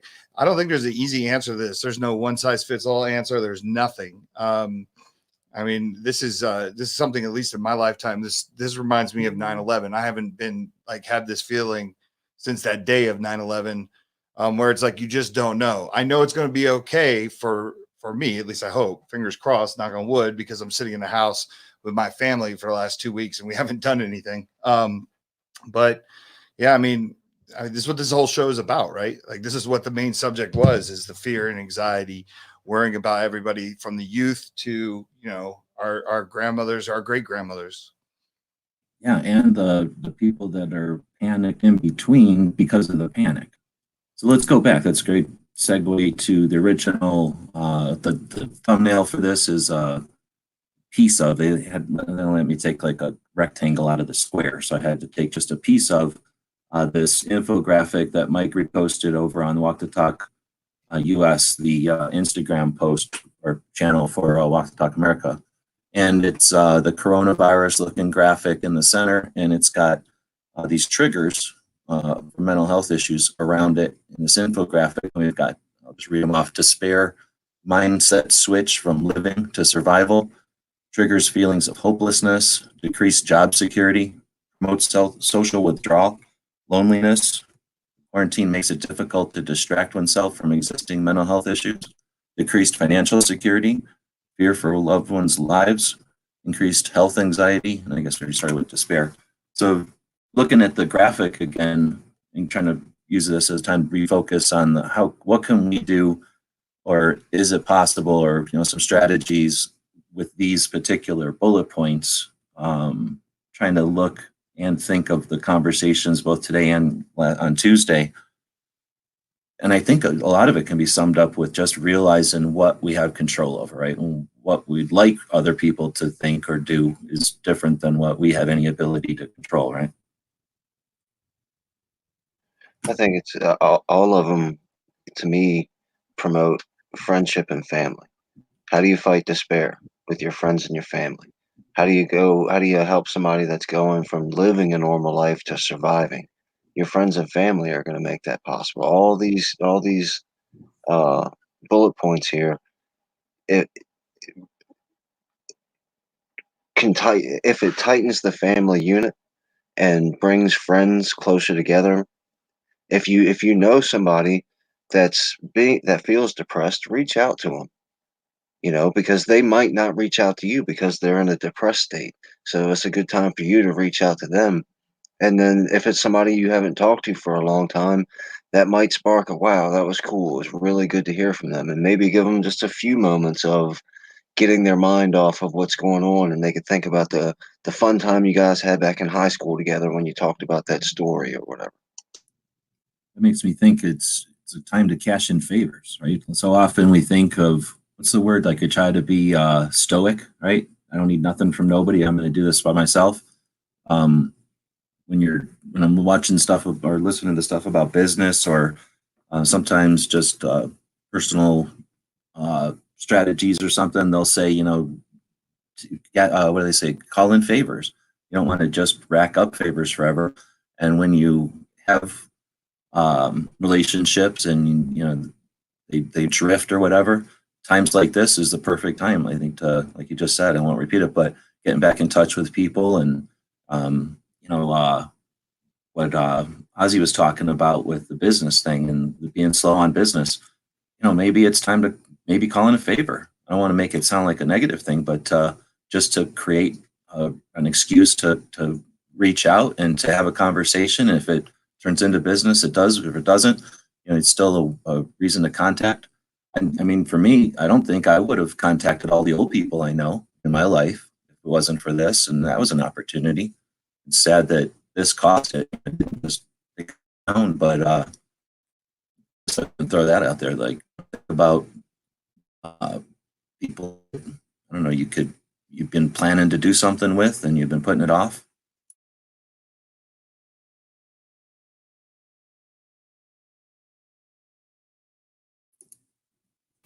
And if it's, we have technology actually kind of helps us here in some ways when you're kind of forcing yourself to stay home because you don't want to get anyone else sick. Help spread. You don't want to spread this around. You can use FaceTime, Google Hangouts. A lot of these have apps that allow you to actually, you can see each other. It's not the same, but it brightens my mom's day up. Because I am kind of avoiding her because my wife and I both work in the public. Our jobs didn't get shut down, so I don't want to risk spreading this to her. So at least a couple times a week, I try to at least Google Hangout live with her, and just her seeing my face makes her feel better. So it's interesting. New York Outcast out there, friend from New York, is saying to my comment there, and I don't think I phrased it really well. I was thinking more of the person who's being stoic. The person who's like, I don't need nothing. I'm at home and I've prepped, and I'm not. I'll just I'll make do, and that they don't need to be isolated. But their isolation isn't necessarily helping anybody by reaching out and saying, hey, do you got some toilet paper? That starts a conversation, and maybe they go, yeah, I got some toilet paper. Do you still got that hammer? Come over here and help me fix this door. Now there's something going on. That's what I was thinking. But Outcast is saying, don't be shocked if you call in favors and find out you don't have the friends you think you did. Then you're really going to be disappointed. I'd rather know that a relationship isn't what I thought than to assume it is. And then when I really need it, it's not there. So I appreciate the feedback, and I don't know if that gives anybody something to spin off on there, but appreciate that opportunity to hone in what I was trying to get at. I was trying to think of the individual who's biting their lip and not asking for help. This is the time to ask for help. Like, you don't need to be by yourself, and that's not necessarily helping anybody. You're not helping by just not being a burden. Reaching out and letting people know, hey, I need something, or I've got something, is useful. Anyway. Yeah, I really think this situation, just like any stressor, is going to shake some people loose. I mean, it's going to show you who you're surrounded by, who's in your circle, and what kind of personalities they have, whether they can cope or not. And really, as bad things go, this isn't really a life or death struggle. You know what I mean? I mean, it's you're at home. I mean, there's a virus going on, but it's not a life or death struggle. So if you find out that your friend isn't really your friend, you're probably not going to die over it. You know what I mean? It's just you're finding out what kind of person they are in this situation, and you might not want to continue that relationship later on, or you might find out you have some awesome friends and you feel blessed about it. Yeah, I'm finding that out for sure. But I think in the age of social media, I have a problem with words being changed and meanings being changed. And maybe I'm naive and need to grow up a little bit, but friend and friendship means a lot to me. It's very, very dear to my heart. And I've got 700 and some subscribers, and I'm very understanding that they're not my friends. So maybe we should stop watering down these words like friend just because you have a million people that click the button on your social media, wherever it may be. That doesn't mean that they're your friends. We need to go back to understanding what the word friend means and what friendship really means. And I think that we can avoid a whole lot of that finding out in troubled times who's really our friend and who isn't. And then again, we're still going to find that, unfortunately. Some people who we really believe in may not be there for us. But start reevaluating who you think your friends are and what a friend really is. right on. Let me hit that at a different angle because you're hitting on something I was thinking about after watching a couple of things. And then again, I'm still screen sharing. I'm going to plug this guy, Smarter Every Day, big, giant channel, 8 million subscribers on YouTube. Really interesting stuff. He does like the underwater shooting the AK-47 underwater in slow motion. Everybody's seen that. A couple other videos like that. Everybody has seen. He did a 4-episode series on how the internet is used and manipulated. And this last one came out just yesterday, and it talks about Reddit specifically, but how they're called foreign actors. You have to look at there's state entities, right? There's borders, there's countries. Those are state players, state entities, and then there's non-state actors. That could be an individual, it could be terrorists, it could be 2 kids in their basement, in like Weird Science or something. Like it could just be anybody who's not a state. So when you say non-state actors, you're just a fancy way of saying somebody outside the United States with unknown intentions has the ability to screw with us, right? If before the internet, if somebody from another country just for shits and giggles decided to spend a ton of money putting up billboards all over that said, "You're a big jerk," and at the bottom they signed it, your enemy. Everybody would see that and go, "Why did my enemy put up that billboard? I hate them even more now," right? And that's basically what's happening on the internet. These people are these foreign actors, these individuals, these entities out there with unknown ambitions and purposes are screwing with us. They're putting stuff out there and they're signing the name of somebody who you would expect to get this from in a stereotypical situation, and they're watching the havoc. Their ultimate goal is for distrust. What's the goal of a terrorist? Is to cause confusion and distrust, to erode the society from within. You don't fight the United States head to head. You fight the United States by screwing with us and letting us to crumble from within. We created this awesome ability. We've been talking about the awesome possibilities of the internet. By going out there and causing confusion and distrust, it's easy to say, throw your heads up, put your hands up to this whole thing. This thing's too easily manipulated. It's not so great. That's their ultimate goal, is to cause confusion and frustration, and they win when we don't communicate. So I understand 100% what you're saying, Kingpin, and I'm not going to disagree with what you said. I want to add to it, though. The communities that you got to look at it in scale. The communities on large level, like you say, 700, I have 162,000 subs. There's 26 people watching this. So I understand the difference of scale. Trust me. There was a little while where I appreciated and I thought it was neat and novel, and I was curious, and I grew subscribers. That was an interesting thing to do on the internet. In my 20-something years online, I did that for a few years. I have 25 people watching this show because the content I put out doesn't play by the recipes anymore. So when you talk about communities online, there are the greater, bigger, big anonymous numbers of communities. And yes, they're useful and whatever, necessary for certain things.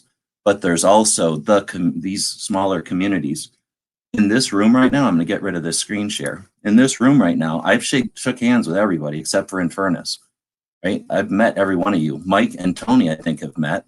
I'd be surprised if there isn't a couple other people that have met. So we have, yes, the larger community, the anonymous community, but we also have the strongest 2A community I've seen in 15 years that I've been paying attention to this 2A community. We've had strong players in the past. We have a community. We have a network. We have an infrastructure now that's amazing. It's untapped and it's unfunded. We have massive hemorrhaging of funds going out to old traditional style of marketing. So we have potential out the butt, but whatever. But yeah, I just want to say that we've got the potential with this kind of stuff to have the anonymous and the trolls and the ignore the internet and its abuses. But when we remove ourselves from the platforms where the anonymous accounts and the messing with the logarithms is removed from the equation, and then we have community that's solid.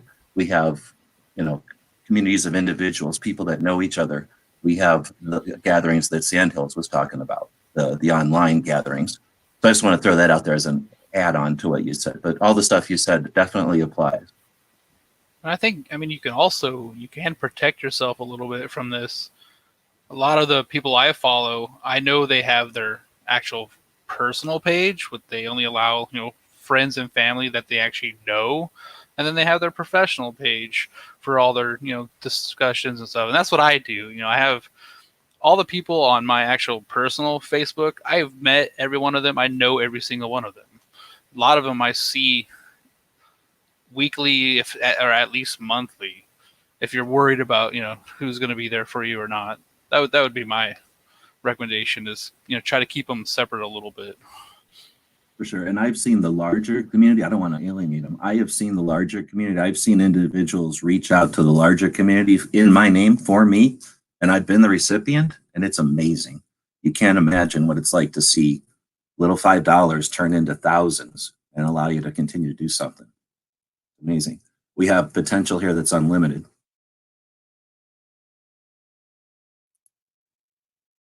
All right, Blitz is saying America will never be destroyed from the outside. If we lose our freedoms, it will be because we have destroyed ourselves from within. Abraham Lincoln. Did he really say that? I didn't know that was an Abraham Lincoln thing. That's crazy that it happened. Oh, he's probably talking about the Civil War. That makes sense.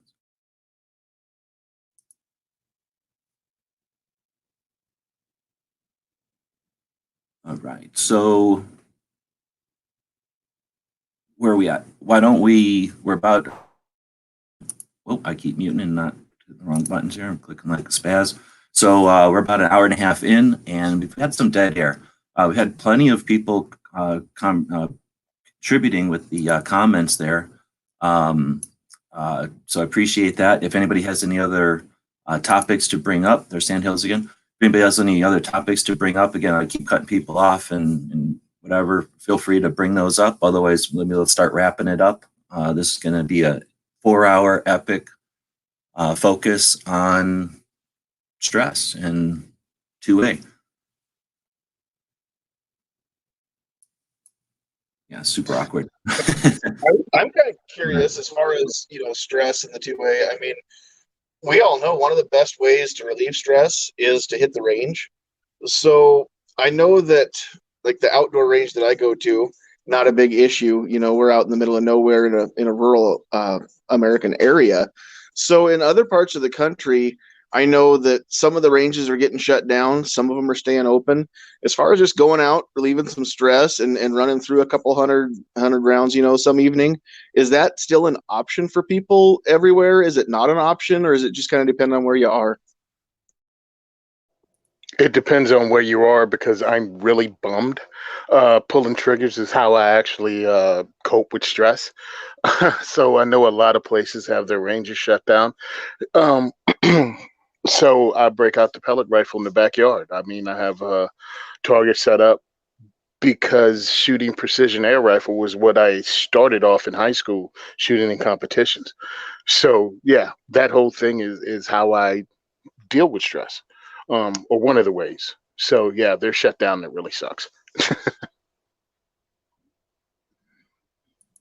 I'm thinking that's definitely, we're already seeing, or at least I heard on the radio that we're seeing some potential changes in like strategy, that they're not going to do it nationally, they're going to do it regionally or by state or something. So at this point, yeah, the states out west that aren't on stay in place or whatever it's called, I've seen quite a few people that are out at their outdoor ranges, or the kind where you have a key and You're just there. If you have the key, you can get into it. So unfortunately, in Washington, the DNR closed 6 million acres for the next 2 weeks. So a lot of places where people could go, just drive off the road and shoot, you're not going to be allowed to for a little while.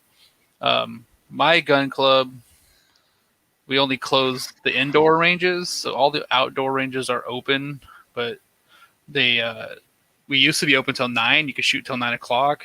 Right now it's only till 5, so they're just kind of limiting how many people can be in there. I can't allow people to sit at a bench next to another bench if there's someone there, so I have to make it every other bench will have to have a guest. So they definitely enforce some, the 6-foot rule and stuff like that in Oregon. But so yeah, there's definitely less places people can go shoot in Washington, Oregon right now. We were talking about strategies last night. I think the indoor dry fire type of dry practice type of either stuff you can get or I'm trying to say like techniques that you can do with an empty gun. So I guess you can practice the other things besides marksmanship, and good time to clean, good time to change batteries out on optics and smoke detectors and flashlights and stuff like that. Let's see. You guys think now with High Point shutting down for this and dragging their feet on the thing and more $200 pin, any interest in the cannon? I really have no idea. I don't really think Yeah, High Point shut down for a little while because of the virus. I got the email the other day. I don't think they're dragging their feet at all. I talked to those guys. I really like the guys from High Point. No, they're looking forward to actually putting this thing out. So hopefully it'll come out and people get their yeet cannons that they're jonesing for. Yeah, if there's anybody who wants to talk about dragging your feet on a project, I got you. Okay.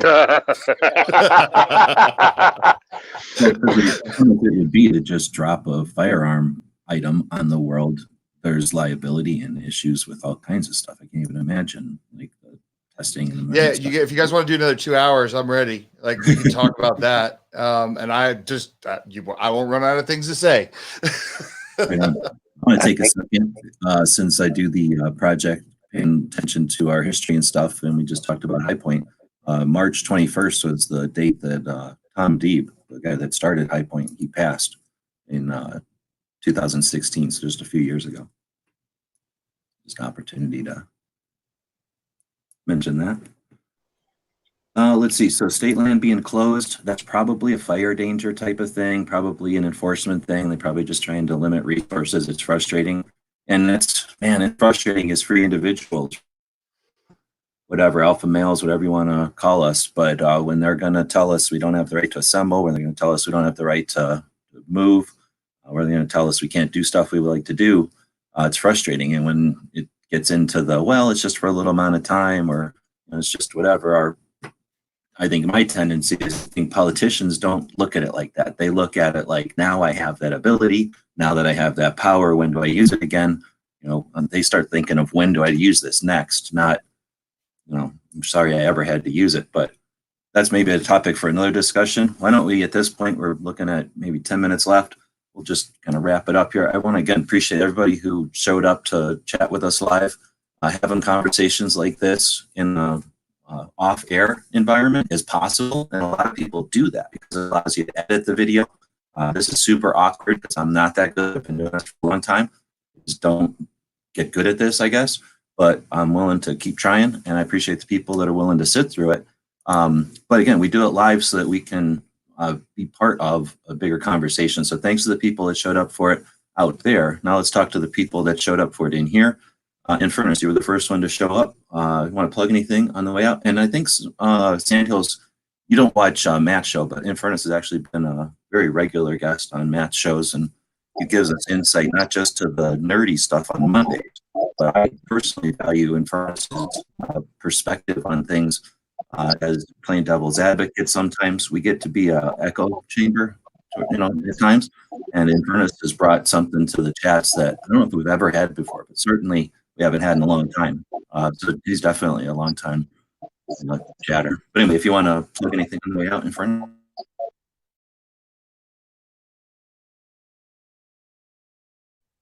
He left. Are you meaning me or him? No, let's give you the slot. He left, I think. So, Sandhills, thanks for joining us. Sorry, I was muted. Oh, no, back to Ernest. Jack and overcome. Go ahead. Yeah, just keep active. You know, I follow a handful of stuff on Facebook that are our local 2A people. You know, they are still trying to pass bills here and there. And so, you know, I try to send out like to my friends and family and people I know, you know, hey, contact them, email them, because you might not be able to go there right now, but you can still do the little things. Right on. Sandhills. Go next. Yeah. Thanks for having me on again, G-Webs. Go check me out on YouTube or on Facebook under the same name, Sandhill Shooter.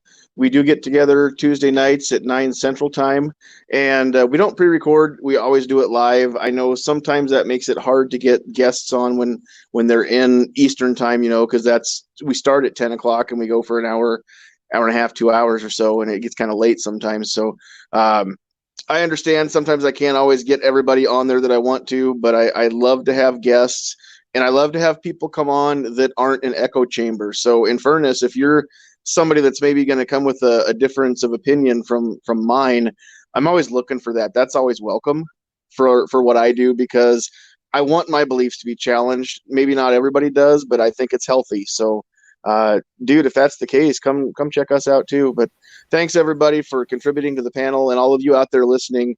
Thank you very much, because without you, it's just a couple guys getting together talking. It is, and I don't want to devalue the people. Thanks for showing up, and I just want to edit my own thing before, because I don't want to make it sound like I'm saying live is the only way to go. There's certainly value to editing something so that it's professional and it's, you know, it's reasonable length, and it gets out there and it gets reach. So there's definitely value to those well-produced conversations as well. But I think these organic ones is where it gets fun. You know, roll up our sleeves and actually have a conversation. Hopefully people can take away. The other thing is, yeah, we might be only talking to 21 people now, but I don't care. I so long ago quit looking at the big numbers. When I mentioned before that I've shook hands with everybody in this room. We shook hands, right, Kingpin? You were at the 2A rally in November that we were talking about in DC. Yes, sir. Plus, I had the opportunity to hang out with you and Pink up in Frederick before you left town.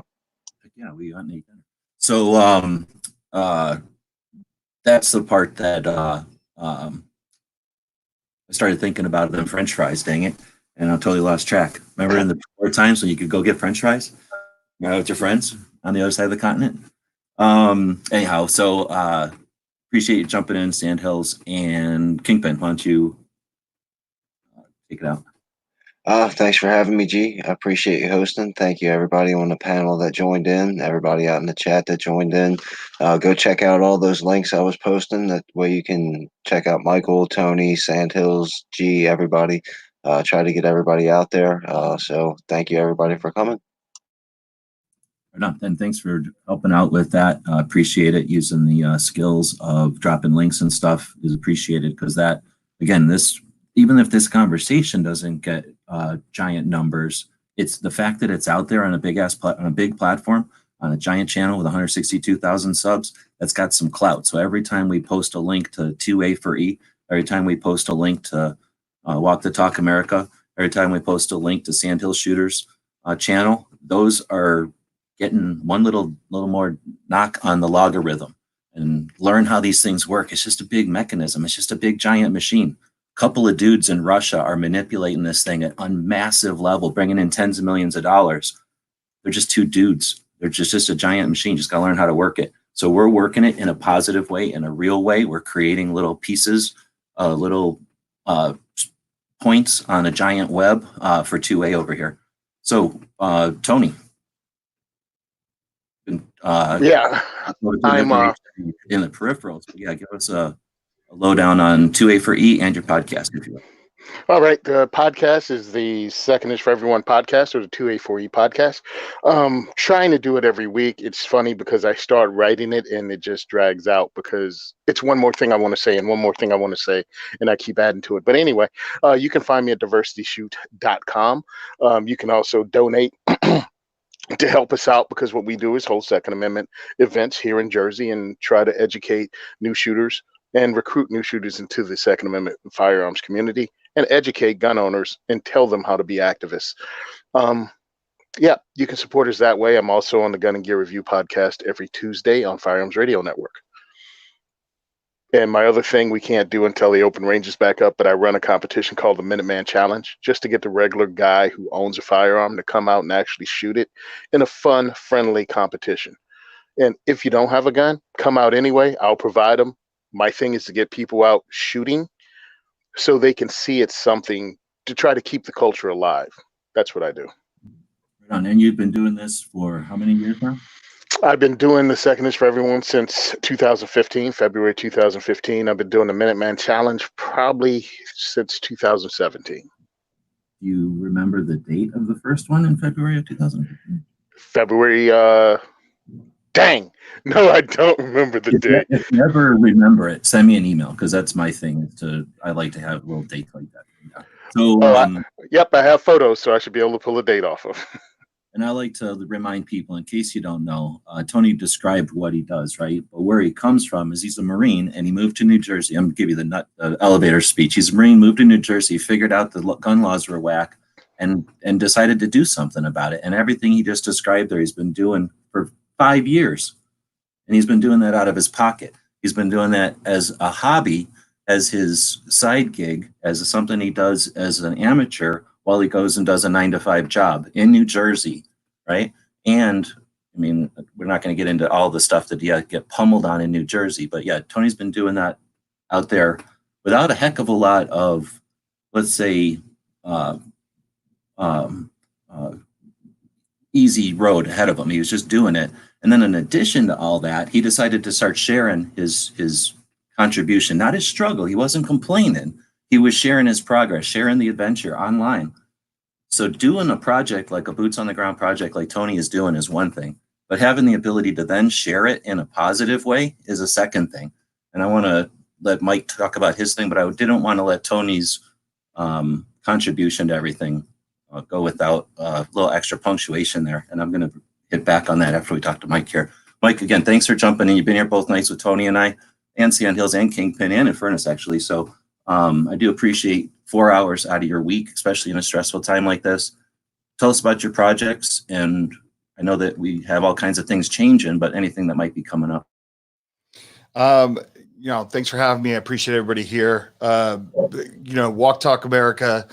Now's the perfect time to go there and take a free and anonymous mental health screening. You don't have to feel like you're in any kind of crisis to check in on your mental health. Sometimes it's fun to go through those screenings and just answer them honestly and just see where you're at and how it comes back. But, I have a gun coming out in 2030 called the PD-10 Avidity Arms. It's something I'm doing with Rob Pincus. No, I'm just kidding. No, anyways, be safe, everybody. Thank you for having me on. I appreciate it. And having these discussions are great. So. Right on. I appreciate it. You're kind of kidding because Rob's been working on a gun for a long time. And I'm sure the only question everybody ever gets when they're working on a project that they let people know about is when. So, hey, G-Webs, the PD-10 was coming out. It was black powder when it first came out. That's how long ago it's been. Yeah, it's my Dr. Dre Detox, my Guns N' Roses Chinese Democracy. I'm still working on it. All right, so now I will take the last couple of minutes and focus on Blitz out there. Said I got here a little late, but good show. Thanks for all the work putting these chats together. Honestly, it's not that much work. It's some work sending out emails, right? And then continuing to send out emails, even though you don't know if people are going to show up or not. But what is it? I turn on a computer, I sit here for a little while. The most stress I've got is I'm not paying attention to my little puppy right now. But I want to thank the people that make this possible. And that's the people on Patreon. I literally wouldn't be in a position to be able to host this chat if it wasn't that I make about $1,000 a month on Patreon. So that's 200 people. Obviously, you can do the math. $5 a month on average are dropping money on my projects. So I want to thank them, but I also want to talk about a project I've got going. So everything that we've been talking about here is an effort to get people's minds working on constructive stuff during this situation.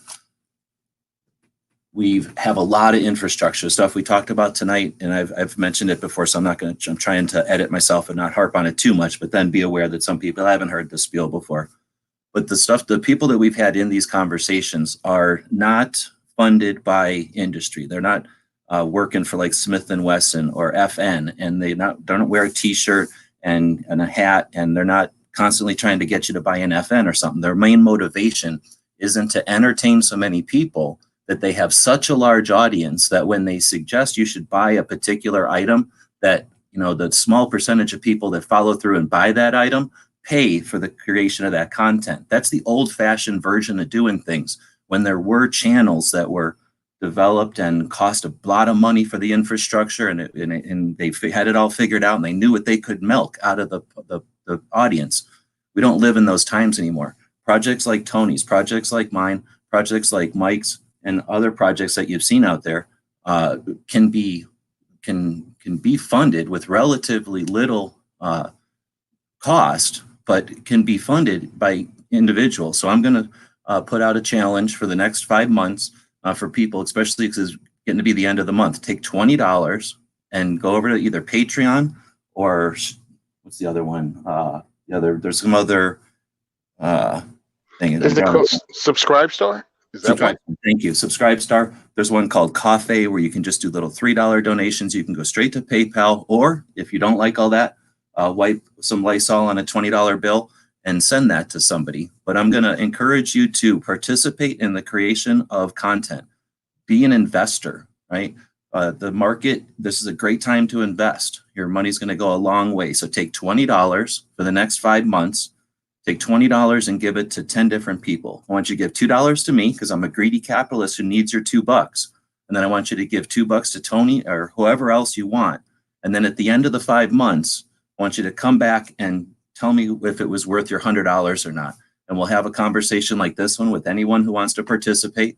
Today I'm on the last day of my subscription for my patch software. So I'm going to spend the last couple hours of today with that software sewing up or creating a patch. I'll sew that up, and I'm going to offer patches to the people that come up with some kind of a project at the end of all this, so that we can create awareness of this concept of crowdfunding. And I don't care if it's on Patreon. Right now, to me, Patreon is a tool that we're going to use to get ourselves, our community, aware of how much better we can be. Toni, without getting into too much, we kind of described what Toni is and how he got there. You're not running on $3,000 a month right now, correct? You're running less than $3,000 a month on your project? Yes, much less, yes.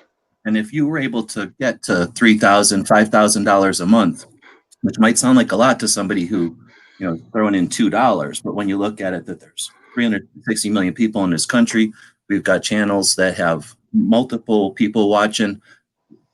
Accumulation of a couple of thousand people to participate in a project like this isn't unheard of. It's not unprecedented.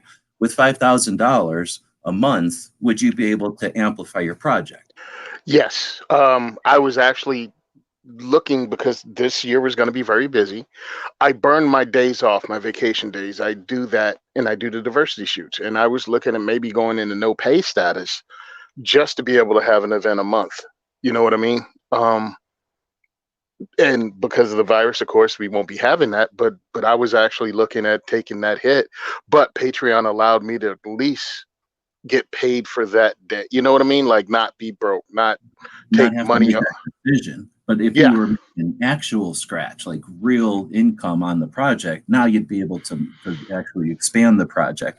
And I'm not going to try to get into too much nuts and bolts. Just the concept that we've got projects that aren't stifled. They're just frustrated. We got projects that are attempting but aren't able to thrive. And again, I know Patreon isn't perfect. It's like a lot of things that we don't have control over. However, it is a tool and it is a step. And what we can do, at least I see a future where content creation, funded content creation by the people who appreciate it. What Sandhills and Kingpin kind of alluded to before, with the idea that when you're watching TV and you're watching a movie or something like John Wick, you might appreciate that a lot and have a lot to talk about with other people, but you're probably not going to ever meet any of the people involved with that. And if you are, you're going to be waiting in line with a whole bunch of other people that are interested in doing that. When you're talking to something like Toni Simon, who does actual valid work, he probably still has enough time to understand that you exist as a human if that's what you're interested in, but he can probably answer a question or, address something. And when you're funding somebody like a Toni Simon with $2 and you know that you're part of what he's creating, trust me, there's something there. So we've got Artisan Toni out here who had a project or has a project called 2A Fund. I think there's such potential there. So when I talk about spending the next 5 months, spending $100 on Patreon, $20 a month to 10 different people, I'm talking about contributing to an overall project to get the industry to be aware. So let's say we get Toni funded. Let's say you pick Toni, and I highly recommend you pick Toni. He's an awesome dude. He's valid, and he's got an awesome project, right? Let's say that a whole bunch of people take me up on this offer and this challenge, and they fund Toni, and Toni does amazing things in New Jersey, right? And then let's say they fund somebody else, like Artisan Toni. He's got a 2A fund. Let's say they fund the 2A fund. Now the 2A fund has $2,000 with which to distribute each month to valid 2A projects. And those projects do wonderful things. Do you think that's going to go unnoticed to the gun shops that are out there, to the companies that are spending? Mike, you've got maybe some insight onto this. Just as a general number, bird's eye view, without getting too specific, do you have any idea what a manufacturer might spend per month on advertising, traditional, whatever they do? Well, there are certain formulas you can use, certain percentages of your gross that most normal companies would put to it. But I mean, it's all going to depend. It depends on the relationship between the CEO, the owner, the CFO, right? So, but I mean, and of course, the time, like if it's a boom and bust type of situation, they're not going to spend. But on like an average, I'm going to say tens of thousands of dollars a month. Is that crazy or? Yeah, for a oh yeah, absolutely. I mean, just go. I mean, this is a fun exercise since people are looking for things to do. It's online. Smith & Wesson and Ruger have to report their quarterlies. If you go on there and you look at their marketing budget and just divide it by the number of years, Smith & Wesson has millions dedicated to their marketing. Okay, so that's and I've just got a taste of that from being in the industry, and I've seen some things that were amazing to me. Just seeing the numbers of dollars that industry spends to get their name out and to participate in our community, and then we've got valid community over here that could appreciate $5,000 a month. $5,000 a month is $60,000 a year.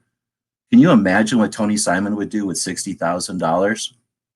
That he could devote to that project, the infrastructure that Toni Simon would make? And what if we had 10 Toni Simons out there? What I would see as a future there is industry spending a lot of money, frustrated at the way that they're spending their money, required to use infrastructures on Google, on Facebook, on Twitter, using their pixels or their AdSense and their different analytics that can be so frustrating because you have to literally hire, and Infernus can give insight on this. You have to hire a technician to analyze the analytics. You have to bring somebody on the payroll to understand the amount of data they're giving you so that you can decide whether or not to spend money.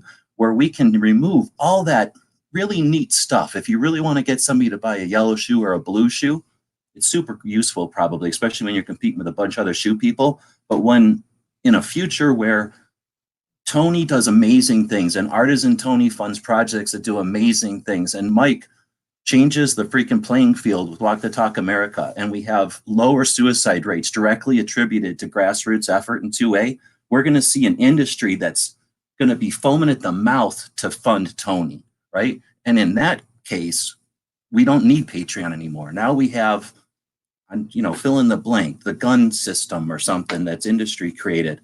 Opportunity for NSSF? I don't know. Maybe they can continue to hound us for not locking up our guns enough, even though we're years in decline of child safety. And we got efforts like Mike's and the others that are out there.